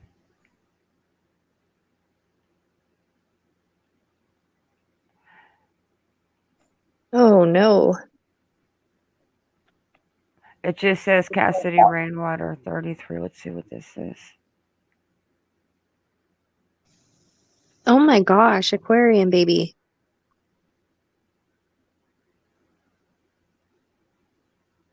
That doesn't surprise me. What is this? Web sleuths? I mean, I have an account, but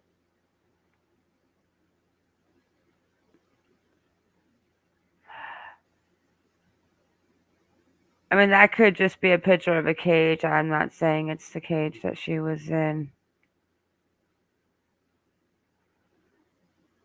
But that's...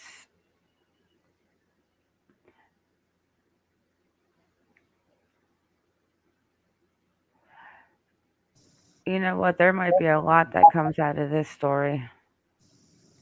I mean, you don't set your house to be a homemade booby trap for no reason. I mean, That look is at some what's left of psycho it. crap. Oh my gosh.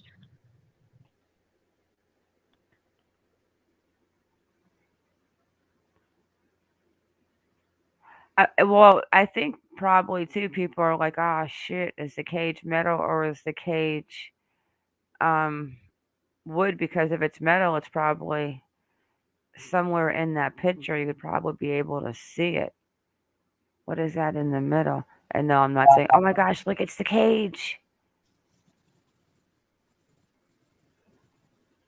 But if the cage was made out of wood, then the cage probably burnt. They'll probably know in a couple of days if there's remains there. Oh, I'm sure they'll have dogs out there. And that's it. We'll put together the timeline. This is going to be something interesting. And if Cassidy's not there, then that's going to be even. He kept her in a cage. Ugh.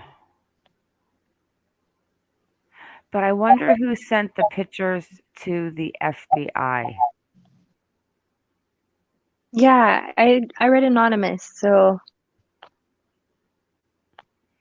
Well, yeah, but who would be around her to see her in a cage and then to be able to take pictures of her and then send them to the FBI? Okay, who was in that house besides Creeper 1 and Creeper 2?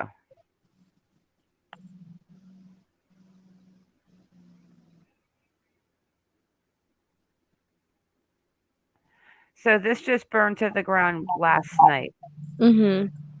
Also Monday night, an explosive device was detonated in a controlled explosion by a fire department at the scene on Moon Valley Road near Windyville.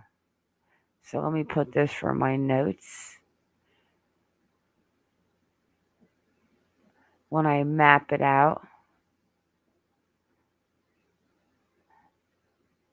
So then it says a Dallas County deputy found something that resembled a tripwire near the fire, and the Springfield Fire Department bomb squad was called in to investigate.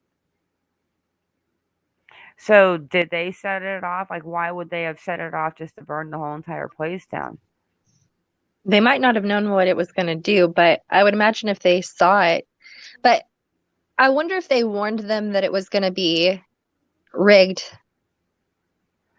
A Dallas County deputy found something that resembled a tripwire near the fire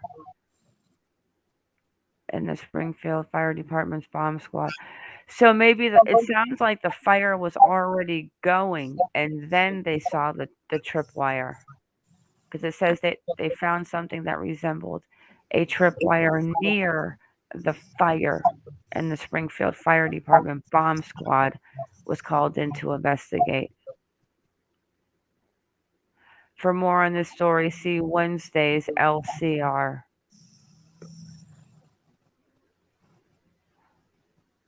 There's a question in the comments. Linda Raby, hello. I want to ask a question before I forget. Is it possible that Brian could have taken a plane out of the country after the day at the campground before media got wind of Gabby's disappearance? You can answer that one because we all know where I think he is. Hello, Grammy H. If he's not in the bottom of a lake turning into a gummy bear, then he most possibly could be in another country, potentially. I mean, like Hummingbird said, he wasn't on a no-fly list. Nobody knew to be looking for him. So, I mean, everybody wants to think that he's either in DeSoto or in the Appalachian Trail. If it were me, I would have run. There was nothing stopping him.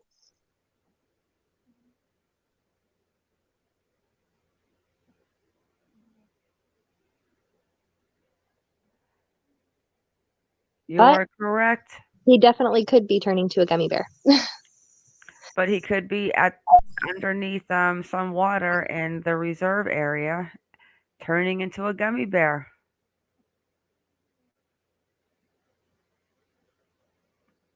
I thought I signed in. I did sign in. It would have been smart for him to get as far away as possible. I feel like if he would have stayed local, the walls would just be closing in so hard. Every time you hear an airplane, every time you hear a siren. Wait, Hummingbird needs to come back up because she needs to tell us about the guy on the Appalachian Trail that ran into him near Pigeon River and that. Oh, the engineer. Woody Wild Road. I know it's not the name of it, but that road. Willow Creek. You can hear her little notes flip. Yeah, I have it. I have a concussion memory, so if I don't write things down, they go away. Willow Creek Road, Willow Ridge Road.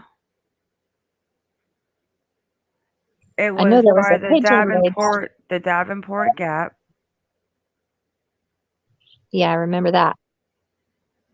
And then it was right the road. Here comes Hummingbird. I have to go. I drink a lot of Pigeon water, guys. Ridge and Mingo Falls. Yep. And what was that road? Deep Gap, Boone Parkway. Yep.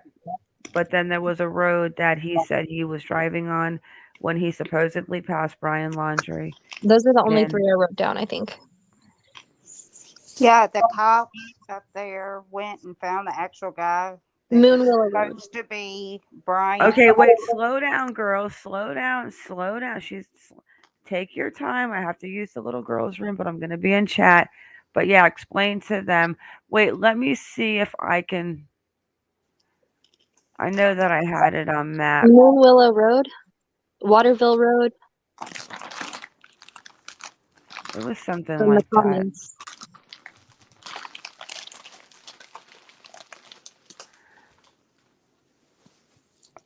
Let me see which Waterville Road we're going to.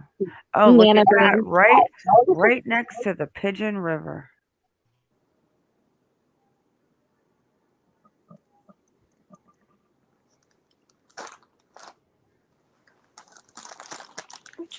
Look at her always eating some good munchies over there. What you eating, girl? Chippies, pita chips. Yeah. Oh, look at this. All as I literally put in was the word Waterville Road, and it came up. It was Waterville Road because here's Waterville Road. Here's the dam, which is actually the Waterville Power Station. That's powered by water, I'm sure. And then here's Waterville Road. Here's Pigeon River. Is that the bridge that he was talking about right there? Here's the 40 that he was talking about. I don't see a bridge crossing over this area right here. So the bridge has got to be either this one. Is that even a bridge yet? It could be this one that we talked about earlier because here's Pigeon River. This is the 40. But where's Waterville Road? Because this is actually, now we're going to take a road trip. Tobes Road. Oh, what is that? Oh, for a second I thought it was a statue. So here's the Appalachian Trail.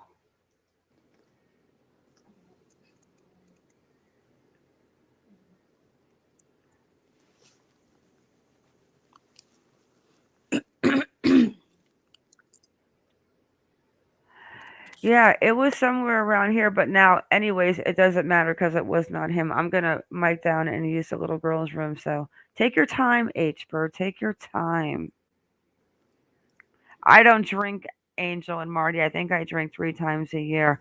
And Hummingbird will tell you I probably shouldn't do that. Okay, I'll be right back. Gritty Gabby. I'm just Gabby, her wait. nosy little detective friend. Gritty Gabby says, I know Monkey, but who is the CO host? Thanks. Oh, that's too iconic. She's great. Her and Hummingbird are amazing researchers and friends. We're going to dig until our panties fall off. All right. Hey, Joe Brown. I Hi, don't wear Jen K. panties. Okay, give me a minute. I got to go use the little girl's room and grab a water. A Laundrie sister just popped up on CNN funny, and it says, my brother is a mediocre survivalist. Okay, I'll be right back, but I'll be listening on my phone.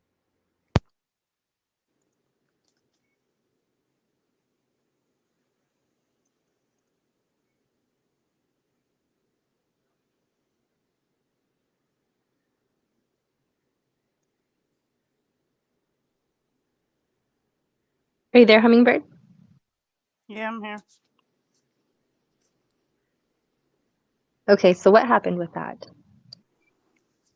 The actual PD up there went and found the gentleman that this other man was claiming was, Brian, and Mhm. identified him, and it's not Brian. So that's I already was been so debunked. hoping. Well, at least they looked into it. Yeah, no Yes, doubt. we did talk They about didn't look into it though until he started going to all the news outlets and tweeting it and everything else. Then they finally took him serious. seems to be the kind of pattern with this. Dog gets in, they start pulling surveillance. This guy jumps in, they start searching up there. I don't know. That Yeah. just kind of makes me think more that maybe Mar's right and that they are just looking for a dead Brian, so they know they don't really need to be out looking for a live Brian. Well, they've got to show that they're, of course, searching because it's such a large case. It's been on Dr. Phil, Good Morning America, all the big leagues, and then, of course, all across social media. And I go back and forth because, like, the interview yesterday with Cassie, and he said, they're out there searching for Brian, dead or alive. Now, if somebody said that to me about my brother, I'd Mhm. get choked up about it, and she didn't miss a beat. I have a lot of mixed feelings about her. I want to leave them alone because I want to believe that she's to the point where she just wants it to be over, but I don't know. She still seems to just have compassion for him. I don't know. Which is understandable. I mean, that is her brother, but it's just I didn't get the emotions from her that I thought I would. Right, same. And it was we're hurting, but okay, there's still a family that's broken. And you could possibly even just break your parents. I mean, if you know nothing, why aren't you out on your parents' front porch trying to get answers? If you want it over so bad.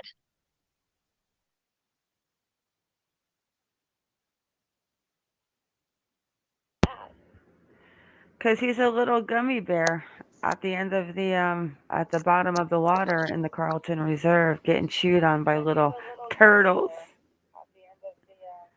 Little turtles. Hi, Alma. Little turtles are eating him.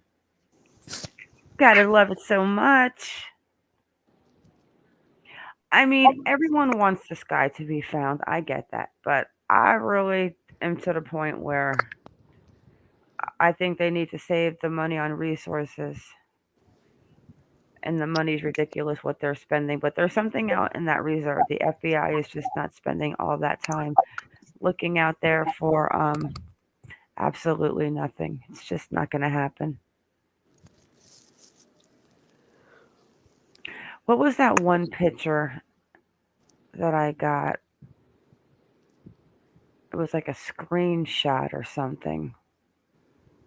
I'm gonna need a little more detail than that, babe. I got it. And then you got the fire pit. Yeah, he was outside watering again today. The father. Mm-hmm. It was that screenshot picture. Hang on. I know where it is. Not that one.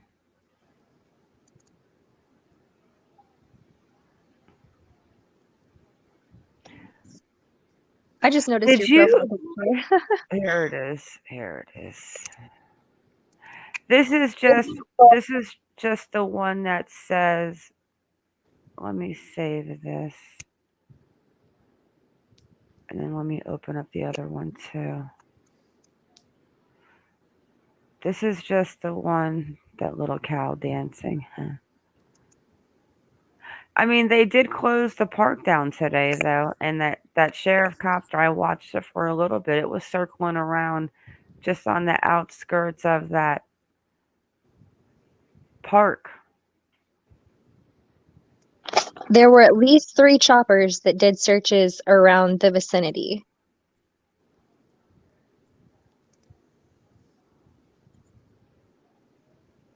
Mm-hmm. They kind of did like I told you I wanted them to do, where one would fly to go get gas and another one would come out from another airport.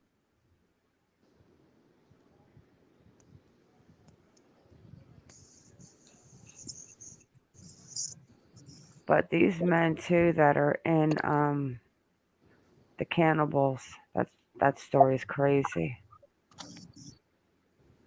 Yeah, someone was just asking if we could talk about Cassidy yet. Look at Hummingbird's picture. Isn't it cute? I love that. Oh my gosh. I'm going to make one tomorrow of Brian inside of an alligator's mouth. His parents might kill him if they don't get relief. They might. Am I the only They're one in here choosing that not does? to leave, though. Go ahead. I'm sorry, H-Bird. What? They're choosing not to have a relief. You know, they're not speaking, and they're letting their lawyer speak, and he keeps screwing up with dates and facts and everything else. Mm-hmm. Okay, it was actually this picture. Aquamarine said that the news said that they were eating the flesh when they came in, but I haven't seen that. I'm definitely going to look into it. And then as far as who saw Brian when he returned from the trip, aside from the parents, I saw a neighbor say that nobody saw him in the neighborhood. Do you know about that, Hummingbird? Yeah, nobody's seen him since the camping trip. Mm-hmm. And that, you know, the attorney said he talked to him on the 13th, but now the attorney puts him, you know, camping. And that he was home when he talked to him, so. And they waited this long to change the date of when he went camping because the FBI busted him out for the Mustang not being there Monday and Tuesday, but being there Wednesday, whereas the parents said it left Tuesday and they went and picked it up Thursday. And then what about this strange little tweet right here about Brian's car was found by police at 6968 Reisterstown Road, the entrance to a river in Northport called a Big Slough. On the 18th at 11 p.m., a suspicious persons report was made at a T intersection that backs up Big Slough. Well, I find that very hard to believe, seeing that that house is watched 24/7. I mean, I guess they could, you know what I'm saying?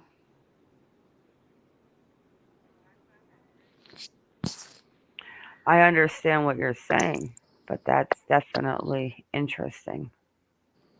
Oh, that'd be very interesting because if that's true, that means they're dropping off supplies. On 18th at 11 p.m. Because they reported him missing on the 17th.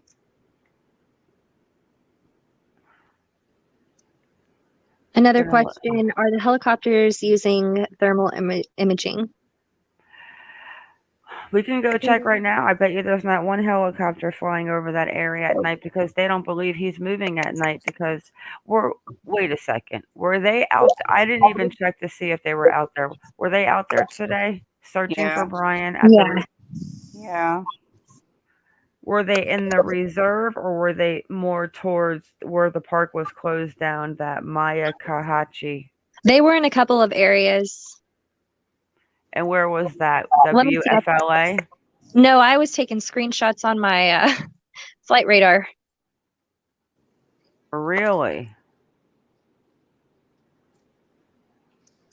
1 second. Let me see what's going on, what they said. I don't want to hear about the last time they saw Brian and his sister anymore. I'm just kind of like, everyone is talking about that. And all I had to do, honestly, was hear it once. Urges brother to surrender. Did you hear about this one where the man claims he saw Brian alone and angry at a Montana bar days before the return home? Yeah, the TV chef. I haven't seen this. Yeah, they were sitting there talking politics and guns and all that stuff, and Brian said something to them about it, talking about stupid Louisiana rednecks Let's see. that left Trump or something like that. And he Maybe popped people off. haven't seen it. I haven't seen it. Yeah, said that they saw him between 10 and 10:30, and then when they were leaving right before 1 o'clock in the morning, he was still there by himself. I'm gonna play it real quick. Left Gabby and Salt Lake City on August 17th. He flew to Tampa for about a week before returning out west to reunite with Gabby. Just 3 days later, a man claims he spotted Brian alone and angry. Amazon employees earn at least $15 an hour, but $15 is just the start. That's why we pay more where the cost of living is higher. We'll keep doing a better job for our employees, whether they're here for a season or a career. At a bar in Montana. As the Gabby Petito case gripped the country, police in Moab, Utah released body cam video of an encounter with the couple. In that moment, Hunter Manis says he realized he had spoken with Brian Laundrie before, about 3 weeks earlier, at a bar in West Yellowstone, Montana. And I watched the body cam footage and his body movements, the way he carried himself, and his voice. I was 100% sure. He said something about stupid Southerners and made some expletives about Republicans or conservatives. And he just seemed visibly mad. What did the FBI say to you? They wanted to know every detail that we could remember of the encounter itself. What he was wearing, how he was acting. That alleged encounter happened August 26th. Did you notice the van outside? We did not. I mean, obviously, we weren't necessarily looking for it. Less than 24 hours later, more than 110 miles away, travel bloggers believe they captured the couple's van on video in Bridger Teton National Forest. This was the same day Gabby's mom reported getting an odd text from her daughter's phone. Hunter says he spoke with the FBI approximately 40 minutes on September 16th. Law enforcement has not confirmed to us that this was a credible sighting. I realize this is a pretty extensive investigation, and that's just a very, very small piece of a large puzzle, a puzzle that's just getting bigger and bigger. Yeah, so while that puzzle is big, we are starting to piece together a more complete timeline of Laundrie's reported movements. Late today, the Laundrie family attorney told us Brian went missing on September 13th, not September 14th, as we had previously been told. He told us also today that Brian came back to Tampa in mid-August to close a storage unit. We're told the couple reportedly wanted to save some money to extend that cross-country trip. Live in the Tampa News Center, Masa Saidi. Yeah, he was actually the one that was back when he was wearing that red shirt or red sweater or something. I remember him. Yeah, he even put it on TikTok.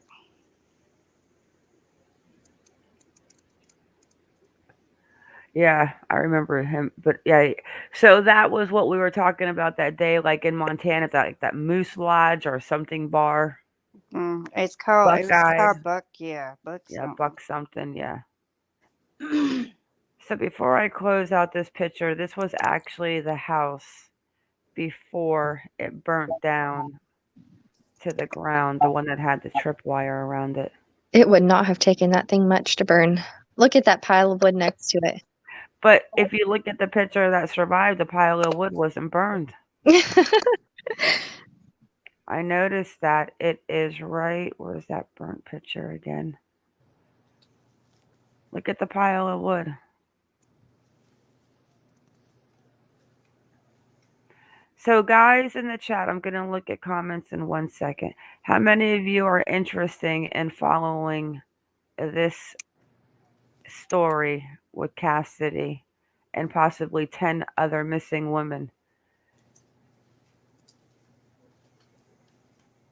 Bullwinkles, Granny H. Yep. Hi, Joe Brown.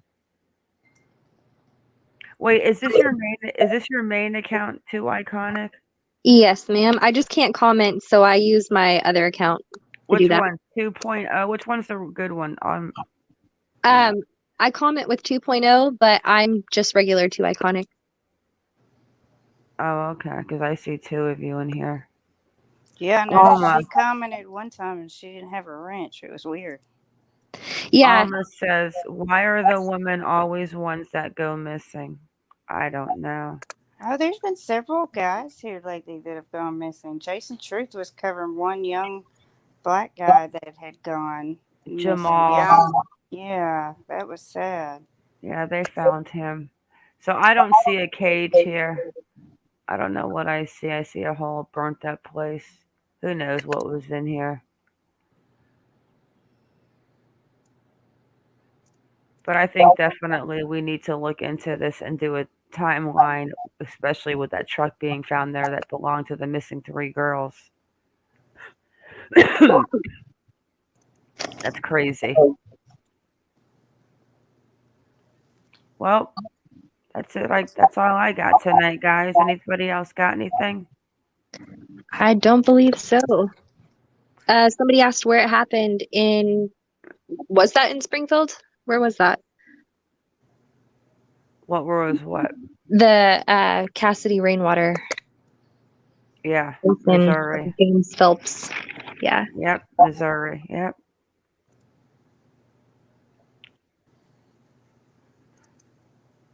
The complete pervies. What a bunch of. But they're talking about, one second, let me see that one article, what they were talking about, the 10 other women missing. And I'm going to have to look back at what Matt sent.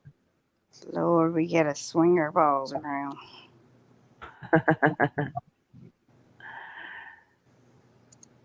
Someone shotgun where the neighbors stated they saw Brian run out from the Landry's backyard on the 17th. If so, anyone heard any further on the count?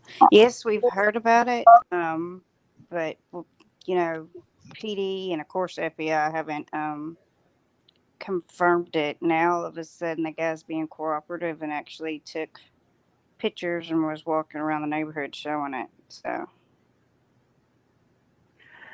Yeah, I will have to go back tomorrow and get the notes that Matt Black UK sent me, because there's something about it could be up to 10 other women that are tied to these 2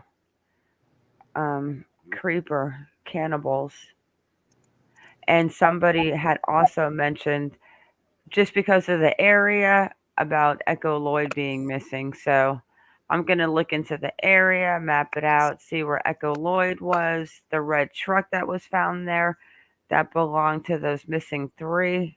And what was that again? 30 years ago almost? It was 29, almost 30 years ago. So that's going to be something very interesting to follow. I feel like you could definitely take this in chunks. It's a rabbit hole for sure. Oh, it's going to be a rabbit hole. And then, of course, we have to wait for, hello, Mark Ashby. Then, of course, we have to wait for Brian to somehow be found. But I'll tell you what, if a gator got him, They better leave that gator alone. Yep, Like but I not said, just only leave the mess that, behind. but you got the wild pig out there, you got coyote out there, you've got snakes out there, turtles out there. And then just the risk of the elements.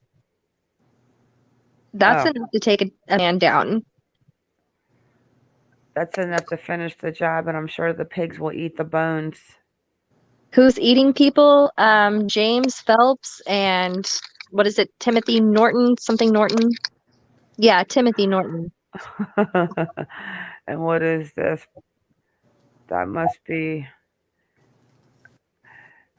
But see, that's what's weird, because that looks like a t-shirt tied around the head. And that man said, like, how would you possibly come up with saying that the guy had a t-shirt tied around his head? And that one picture we saw earlier with him at the beach. Brian. Right. No, I agree. When I saw that picture earlier, though, my stomach dropped for a minute.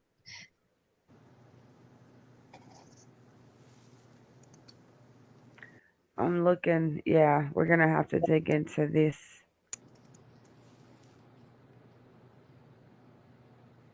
You can't make it up. A lot to dig into.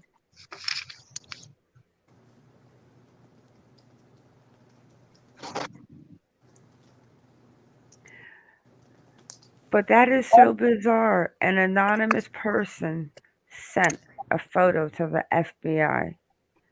I mean, maybe it was Phelps that sent the picture, like playing around with the FBI, like trying to be like one of those ones that send letters and or something. Like, who knows? Oh, yeah, sometimes they like to taunt. But I they're don't in know. jail, so we'll have to see. We'll definitely dig into this one. This one's interesting. And I'm sure tomorrow they'll have more news on maybe what and who was found in that horrible fire in that tiny little shacky looking building where none of the firewood burned. It's a little weird, huh? I don't even know how that happened. Hey, Joe Brown. I am in North Texas. Hummingbird, I love your picture. Oh my gosh, girl. That is the best. I love the glasses. Yeah, instead of where's Waldo, it's where's Baldo. It's perfect. Joe, I live in Northwest Maine. Cold country.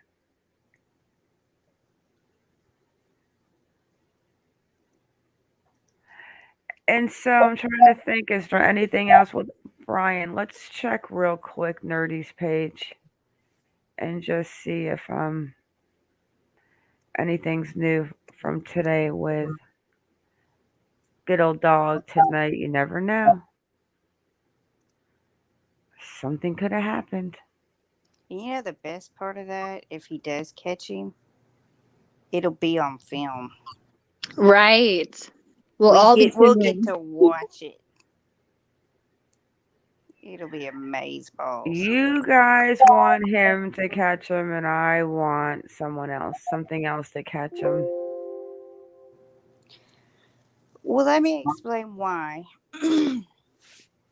Because you know this case is kind of personal to me. You know, because that almost happened in my aunt's case. He tried to take his life, but he didn't place the gun properly, and he survived. And that way he was held accountable for what was done, to my aunt. So I look at it from their standpoint. He'll be held accountable and have to suffer for the rest of his life, if he doesn't get the death penalty. You know what I mean? Does that make sense? I absolutely agree. Yeah, but look at how cute this little guy is on the screen. Oh, honey, I Don't see you think gaiters that all the time. They're not that cute. I mean, after if he comes in contact with this little guy, we don't have to worry about even paying. I mean, it's just simple. It's over. It's just like, hello, my I just little don't gummy want bear. to never know. I want to know that guy got what he I'm gonna come and get you. I can't with you. I am going to come eat you, Brian. Birthday cake. That damn thing will probably spit him out because it'll be tasting like dirty laundry. All right. He probably nasty. Let's go see if Nerdy's got anything going He'd be on. they'd be more like the pigs. The pigs like to eat nasty, smelly stuff. Mm-hmm. Come on.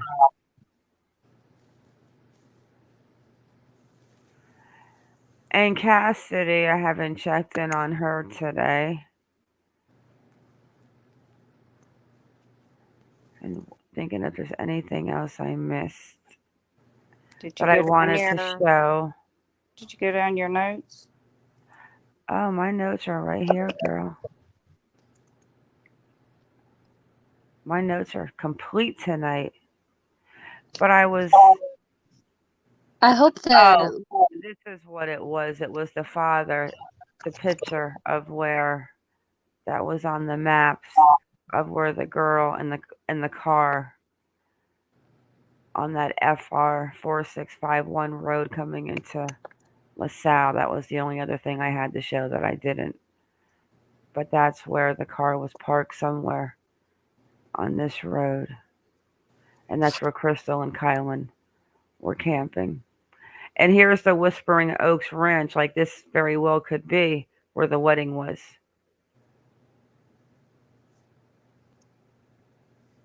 And that was it. Everything else we went over. And then Iconic and I were talking earlier, I mean, Jesus, I get tired about this time. Look at how beautiful she is. Like, I feel like she could be on Vogue. She is a Paris girl for sure. I mean, she is absolutely, I mean, look at how gorgeous it's sad She to has even her have to beautiful say lips, was. her eyebrows. Like, she was beautiful. And the dreadlocks, total Calvin Klein model, I say. What a shame.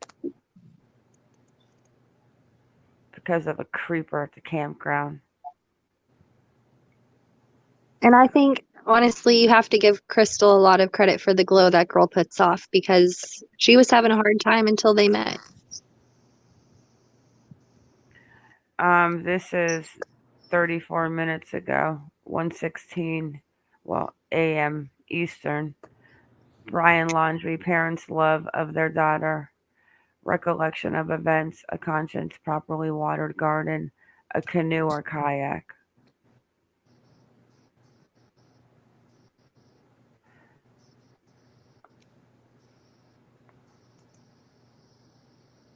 And apparently any sort of concept of time. So what was this 7 minutes ago? They were holding hands. They were ecstatic about their rebuild. Foster told the Daily Beast from a rest stop in California.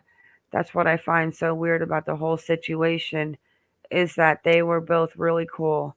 There didn't seem to be anything wrong whatsoever. Laundrie had done most of the mechanical work on their van, and Gabby had refurbished the interior, according to Foster, who said he enjoyed comparing tattoos with Gabby when Laundrie asked Foster if he'd like to have a skateboard.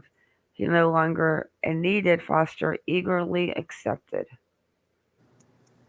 He said, I'm not going to be needing 2 of these, Foster recalled, adding that Gabby and Laundrie said that they were headed to Yellowstone next.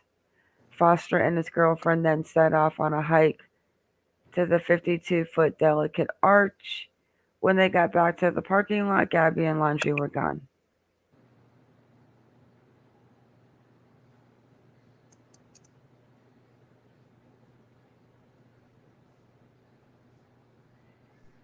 Huh. Well, you heard about the canoe situation today, too, didn't you? The what situation? The canoe. No, what about the canoe? Supposedly, now nothing's confirmed yet, but supposedly they had 2 canoes recently purchased. This is coming from Dog. And when, the aerial view that they got, from the helicopter, there's only 1 canoe in the backyard. Is it possible they're just stacked? Because I saw the picture, but I couldn't tell myself. Well, that's what I'm saying. That's just what Dog has stated, but nothing's really confirmed.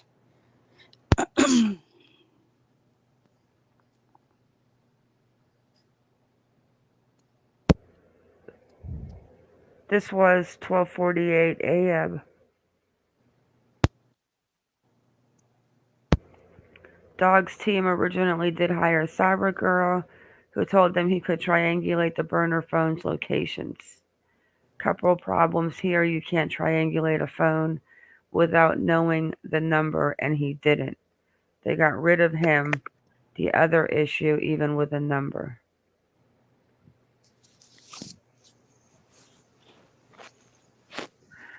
Cell carriers offload calls to other towers based on loads.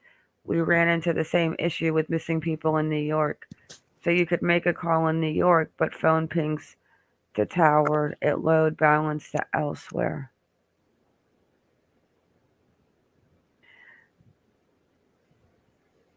Hmm.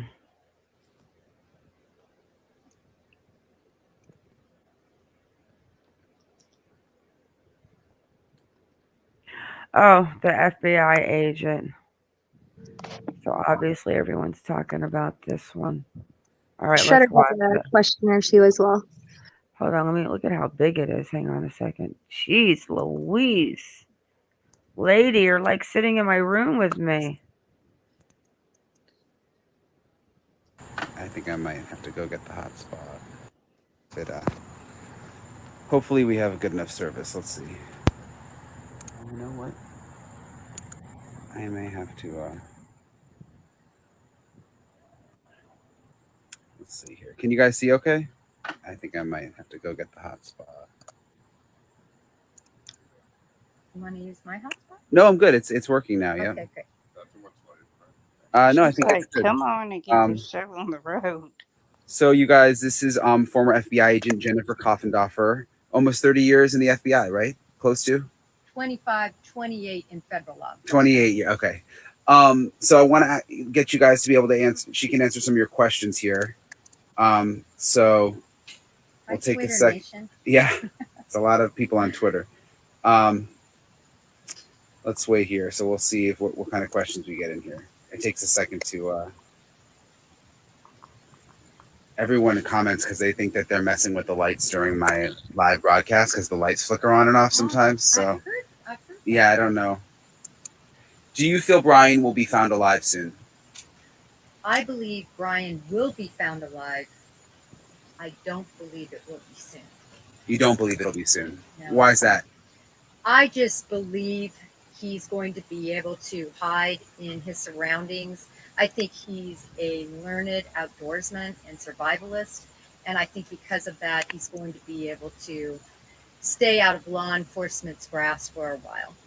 What's your take? This is another question here from, I missed the name, but what's your take on the date changes today? You know, the family is now saying, oh, we got the date wrong. We thought he went missing on a Tuesday, but it was actually a Monday. I think what happened is the FBI discovered something that shows that that date is improbable. They contacted the attorney, and then that attorney contacted the Laundries, and the Laundries changed their story. Is there anything, this is another one here, is there anything the FBI can do to put more pressure on the parents to talk? Well, I think one thing that needs to be done is we need to put pressure on Cassie to talk. I think Cassie wants to talk. I think Cassie would talk in the right environment. And I think once she talks, I think the pressure and the heat heats up on the Laundries. Do you think Cassie is telling the truth? There are so many things she's not telling the truth about. The thing I think she's telling the truth about is she's angry that people are out front and they're upsetting her children. And I think she's very angry that the laundry attorney dropped her in the grease and exposed that she was on that trip. I think that's what she's telling the truth about. Other than that, I give her an F for telling the truth. You give her an F. Wow. Pretty much. Do you think, someone asked here, do you think the Laundries attorney is doing a good job? Based on what he's, you know, for his clients? I think the Laundries attorney seems to be lacking experience with criminal matters. I'm surprised how often he reaches out regarding his position and the family's position. I just believe from the great attorneys that I've faced, they do a good job of keeping everything quiet and having a narrative that's much more positive for the people they're representing. Why did someone's asking? Why did because so yesterday Cassie in the interview said there's a lot I'm not telling you because the FBI said not to. What is she talking about? What the FBI has told her not to say a word, and she's breaking that, as she well says in the interview. She says, "My parents don't want me to talk. The FBI doesn't want me to talk." I'm paraphrasing here, but I'm going to talk. And she even makes reference to, I'll probably be in trouble for this, or I'm going to be in trouble.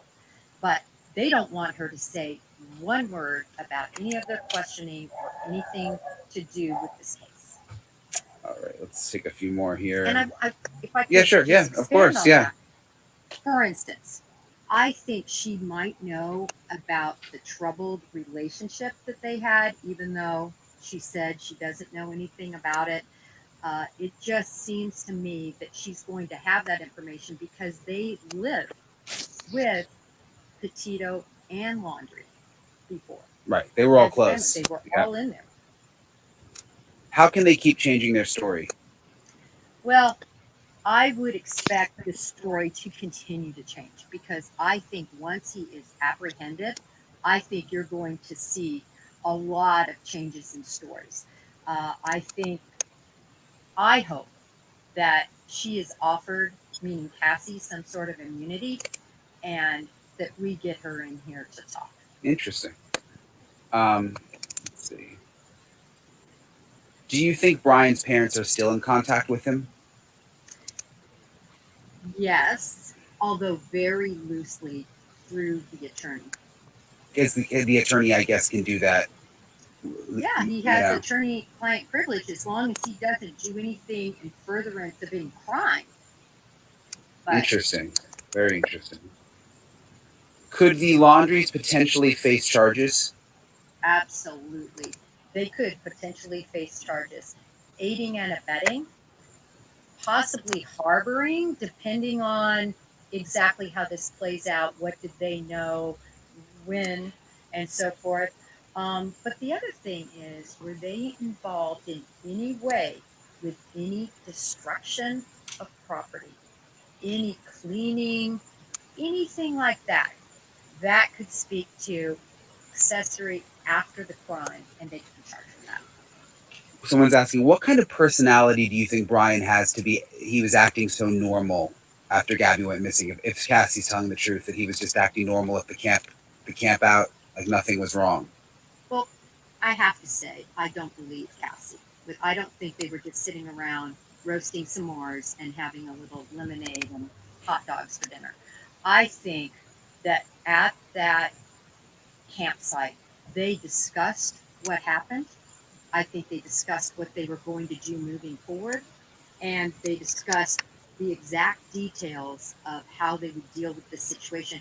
And I believe that because why did they need to leave this house? I think they were concerned about FBI surveillance, about FBI overhears, about their calls being monitored, and they wanted to go someplace secluded so they could truly talk this out. Great. All right, that should do it. Thank you, Jennifer. Thank you for always coming out here with us. We appreciate it as always. I'm going to get going because we're going to be back on News Nation here in a little while, talking about the Mustang, and then I will be on Banfield starting at 10 o'clock. So we've got a lot more coming. Thank you, Brian. Webby Bird said they think that they went to the campsite to talk away from their cell phones and playing with Cassie, which that's kind of what I'm thinking too, which would make sense why he would have left his cell phone behind if he didn't return that day. So here's, what is that in the bottom? Wait, what is this? What is that at the bottom? Is that a puppy? What is that? Oh, okay, it is. For a second, I'm like, is that a? Because when you see the body here on the right, and then the face of the dog, and it was small, and I'm blind, it kind of looked like somebody was leaned over wearing a mask. Yeah, I saw that too. Okay, so this is a. So our nephew's white F-150 extended cab was stolen from Country Junction area of Springville, Tennessee yesterday. His dog Bandit was in the truck. Huh. Interesting.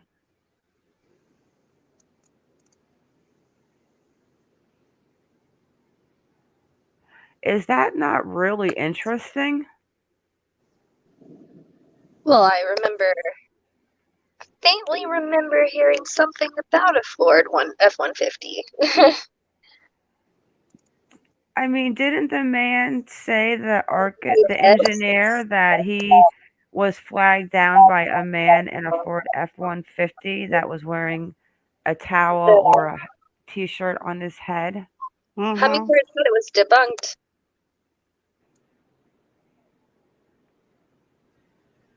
At the Appalachian Trail?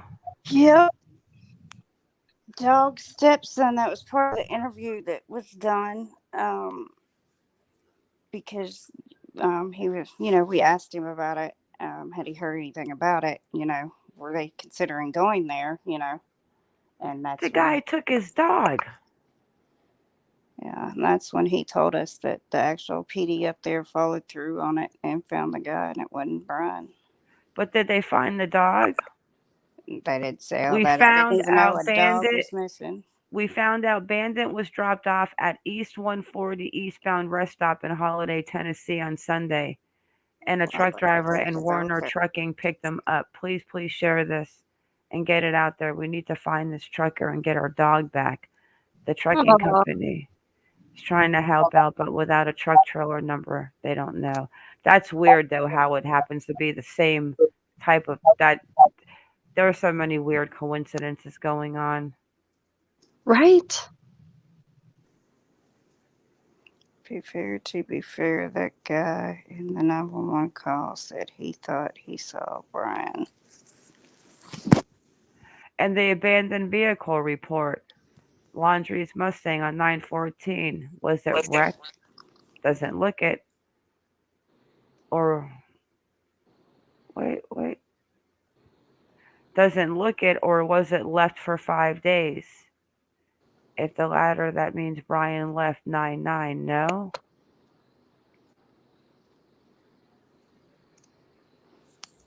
Trent, they really don't have anything to arrest her over, right now.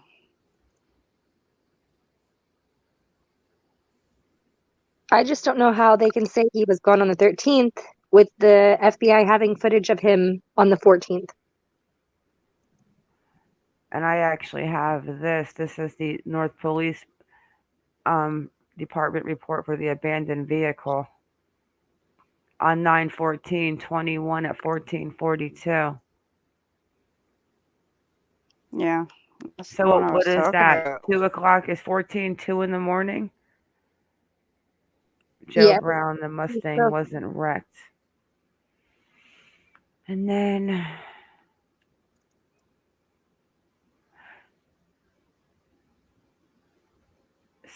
this one is these neighbors behind Brian said they saw him running out from the back of the house on Friday, 9/11. A neighbor has him on video. So, of course, that was... No, they didn't have him on video. The guy across the street, the one that got into it with JLR, or however you say his name, he's the one that actually has 2 video cameras on outside of his home. And that's why JLR, when that, was going up to his door, is to ask him, if he could check his footage to back up the story. Anyway, the rest of that story. Well, So here it is. finally, Exactly what you said. Yeah. They said 9/17, the neighbor with the videos across the street for them. I think the guy, JLR, knocked on his door to ask for the footage, and then he later came out to yell at him. Right. But now he finally pulled the pictures and was going around the neighborhood with them. So I'm assuming he turned it into authorities, or at least I hope he did. And then that's the redacted report where it was on that Riser They Town are Road. redacting the crap out of everything now. Like a news article will be up and you'll go back to try to look at it and it'll be gone. Screenshot while it's hot. Exactly. So that's really it for today, but I find that very interesting that man, I mean, it could not have possibly have been Brian, but it could have been someone that resembled him. But is this the guy that flagged him down to ask him how to get to California? I mean, it's a freaking white F-150. It's exactly the same truck that he said. Would he have seen the dog in there? I don't know. But Well, that's just that dog bizarre. was barking when a stranger jumps in the truck. So he'd have to know the dog was in there. But maybe by then he had already dropped the dog off because he didn't drop the dog off far. So the dog could have already been dropped off before he flagged that guy down. Oh, you're talking about the guy. Okay, I see what you're saying. I Hey, thought you meant the guy that Lanky. took the thing, that took the Hi, actual True thing. Crime with Todd, Kathy Chambers. So, Lanky's late, and I'm not. If you want to do a recap real quick, too iconic on what we're going to get into. As far as Cassidy Rainwater? Cassidy Rainwater. Oh man. Okay, so Hello, Trent. we will be looking into a Missouri case. There are two guys, James Phelps and Timothy Norton, who have just been arrested in the last couple of months. Potentially cannibals, potentially serial killers. Allegedly. Yeah, allegedly. The FBI, I guess, received a tip that she was being held in a cage, and so Was it a tip and a picture? Wait, not Yeah. a tip. An anonymous person sent them in a tip. Yes. A picture, I mean, a picture of this woman partially clothed in a cage. Yes. So the FBI arrested them. One of them admitted to seeing her last in July. The family didn't know she was missing until August. They've been looking into it more, and after they were arrested, they went onto the property, and I guess it was on fire. They found a tripwire, they detonated it, and the whole place burned down. This could potentially be connected to other cases, up to 10 other girls, possibly, including maybe, allegedly, Echo Lloyd, and maybe even the Springfield 3. So lots to dig into there. Oh, and yeah, did I mention the cannibalism?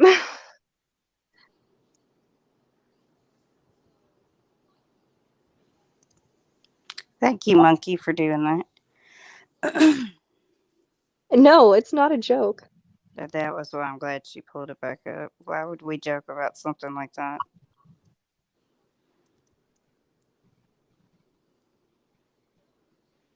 And I'm trying not to laugh because honestly it's sad, but at the same time, this is just a crazy case and it blows my mind.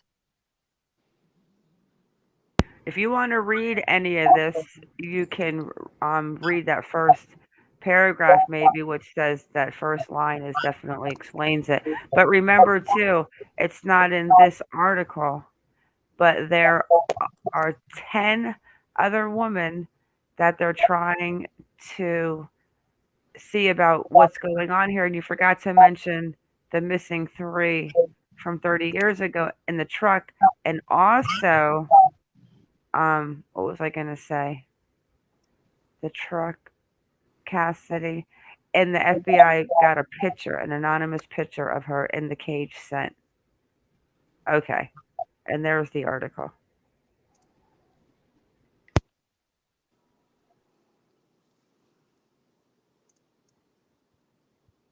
Yeah, so I will be. And you wonder why I blocked him. Read it. Read the article if you that first paragraph, iconic, so Lanky can really believe you. Hold on, let me see if I can make it bigger. As bizarre rumors of cannibalistic, where'd that go? As bizarre rumors of cannibalistic behavior and multiple murder victims flooded social media Saturday, authorities had confirmed little about the missing woman and 2 suspects now under arrest in central Missouri. Federal authorities ramped up their search for 33-year-old Cassidy Rainwater. Investigators said 2 men held Rainwater in a cage on Moon Valley Road near Lebanon.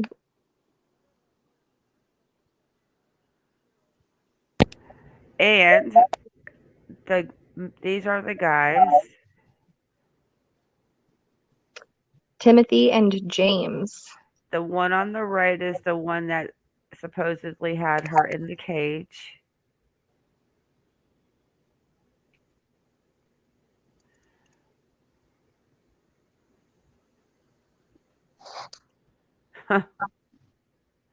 Pretty scary stuff, guys.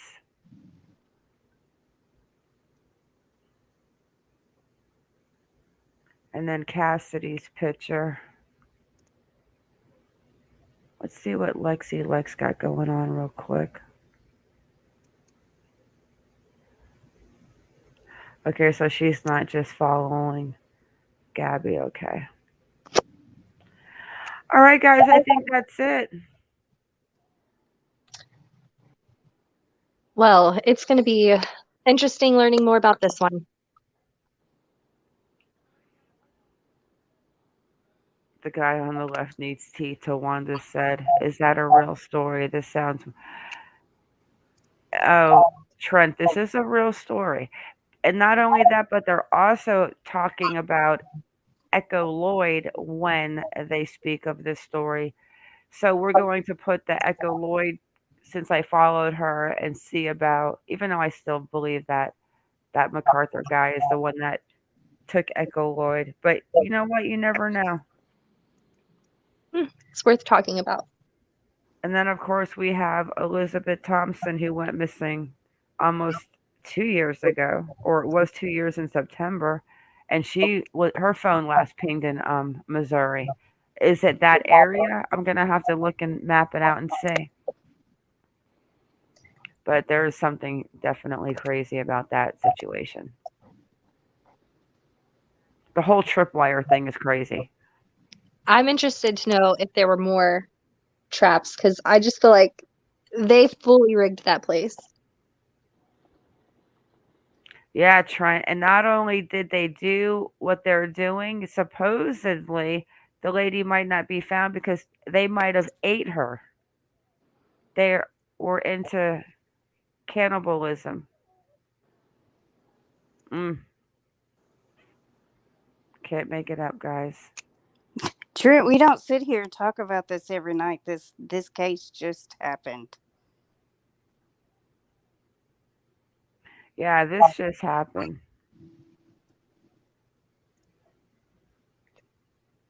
Yeah, that fire just took place last night. Cassidy's been missing since she was reported missing. Who reported her missing first? I think it was her family, but they didn't realize she was missing until August. And then the one that reported her missing or said that she left was James Phelps. But he probably said that. He probably just said that because he still had her in the cage. Or he already ate her. Gosh, that sounds horrible. I'm very thankful all the cases aren't like this, but unfortunately, this is just the one this week. There's a message for you, H-Bird. I got it, babe. Thank you. Tawanda used to be my mama, my YouTube mom. Welcome back. Oh, my bad. Sorry, Joe Brown said. I thought you said welcome back. When I get tired, I'm blind as it is, but when I get tired, I can't even read. No, he was just apologizing for his comment. Trent, we don't want to give you PT. We gave a big trigger warning before we came into this case at the end. We trigger warned you. We told you if you guys can't handle Silence of the Lamb and Buffalo Bill, it's time to exit the live because it's about to get creepy. And there is a little update on Michael Vaughn, not a big one. I'll put it in a video tomorrow because I'm not going to add that little boy into this whole entire conversation of crazy people. Tawanda's still my YouTube mama. You jealous, H-Bird? No, I think that's sweet. Okay, are we missing anything of the day? I think we got it. No, I just have more questions now. That's all. Exactly. Every day there's more questions. So what was it? Was it at the reserve today? My last question, because I really missed it. Was there one airboat back out there again with the dog, or what was back at the reserve today? Because I saw the copter flying around today. Nobody really went in over there and talked about it. That's the thing. We we know that they're there, but it's not as much coverage. Like JB, today, everybody was concentrating on Cassie's interview. Two of her interviews was the main content today I know, for just yeah. about everybody. But what about JB didn't talk about the reserve or anything today? No. Because I saw that helicopter. I sent you that picture. I'm like, here's the house, and here's where the helicopter's circling. Got me watching damn helicopters, guys. And Look, the boats. sheriff copters. Yep, and Fun. boats. You like it. And Twitter. Thank you, Mercedes. Yeah, we have a nice group here. I like this group.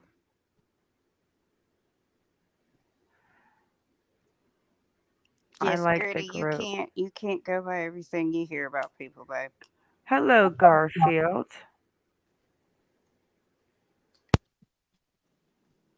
If I lose my voice again, I'm gonna be so mad.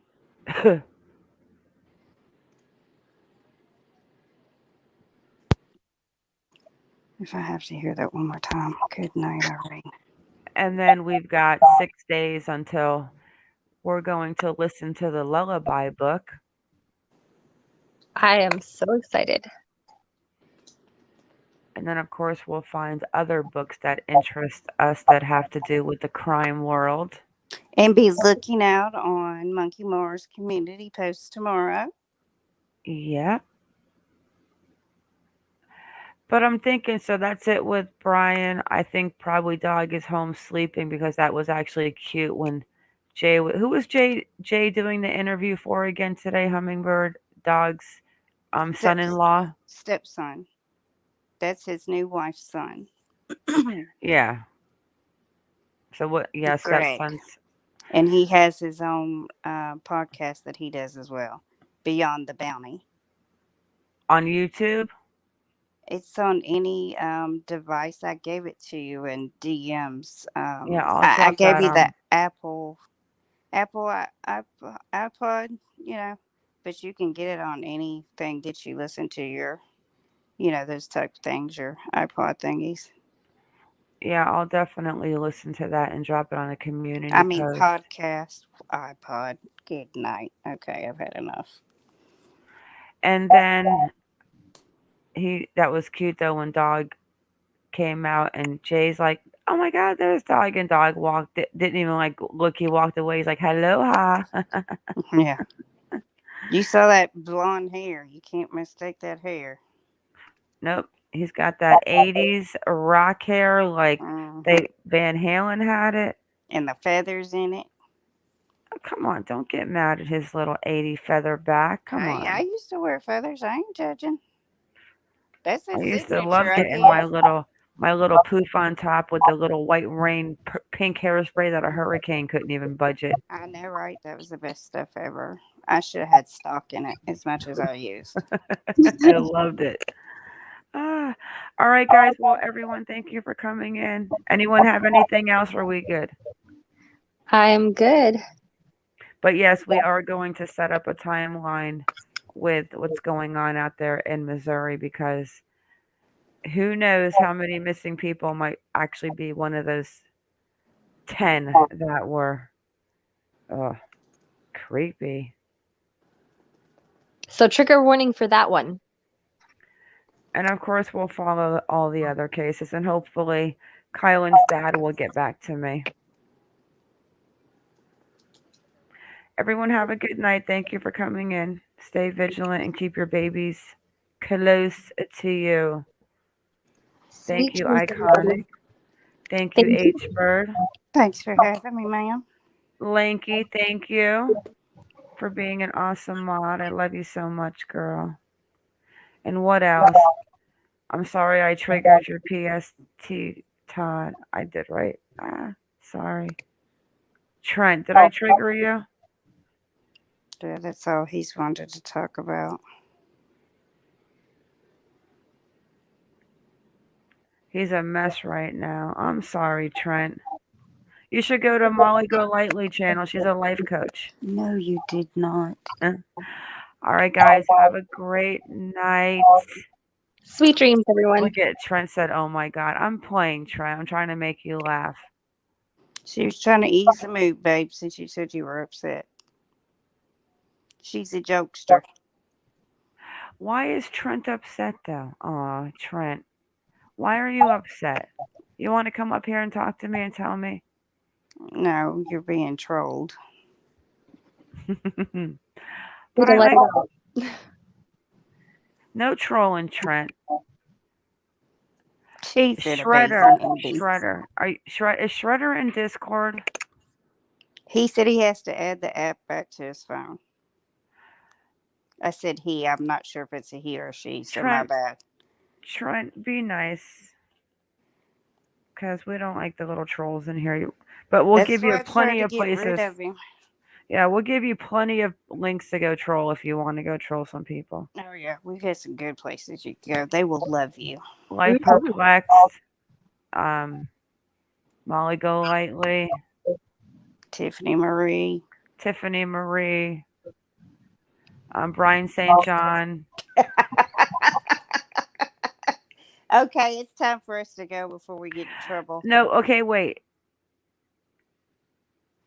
Well, See, Trent, we're cool and down to earth, and there's no drama. We're no bashing. We're good people. I'm sorry if eating people triggers you. It triggers me too. But we got a missing girl out there that we need to figure out where she is, and not only that, but we have another girl missing, Echo Lloyd, who might be part of it, and Erica Thompson. We need to figure it out. And we are nosy detectives on the internet, so that's what we do. Shredder, are you in? Okay, is Shredder in Discord? No, they have to add the app to their phone. Okay, Shredder's a girl. Oh, okay. I'm so sorry, Shredder. Monkey, you say hi? No. Little princess. Yeah, she looks over me with her little fat roll in her neck. She needs to get the app. Okay. Yeah, she said she's gonna get the app and then she'll come in with us. Let me make sure. Oh, I do have something, guys. Tomorrow. I almost forgot. I am going to see what I can do about it and see if I can put it up, but there's a Zoom meeting tomorrow. I'll also put it on my community post, but there's a Zoom meeting for my Miliete. And here is the password and the other codes you need. If you guys want to listen in. And it's at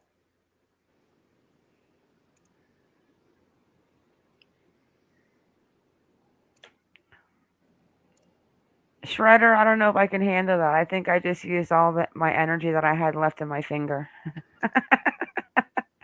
It's definitely your bedtime, ma'am. I would have to open it. I bet you H Bird could send it faster than I could find it.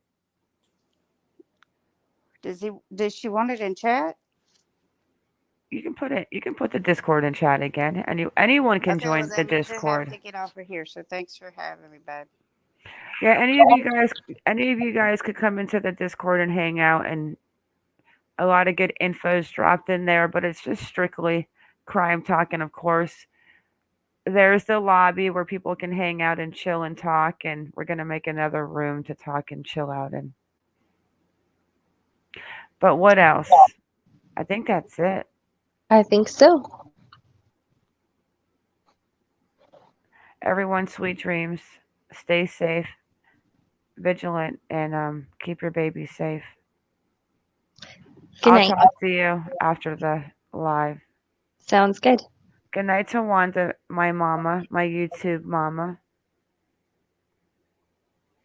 All right, good night, guys.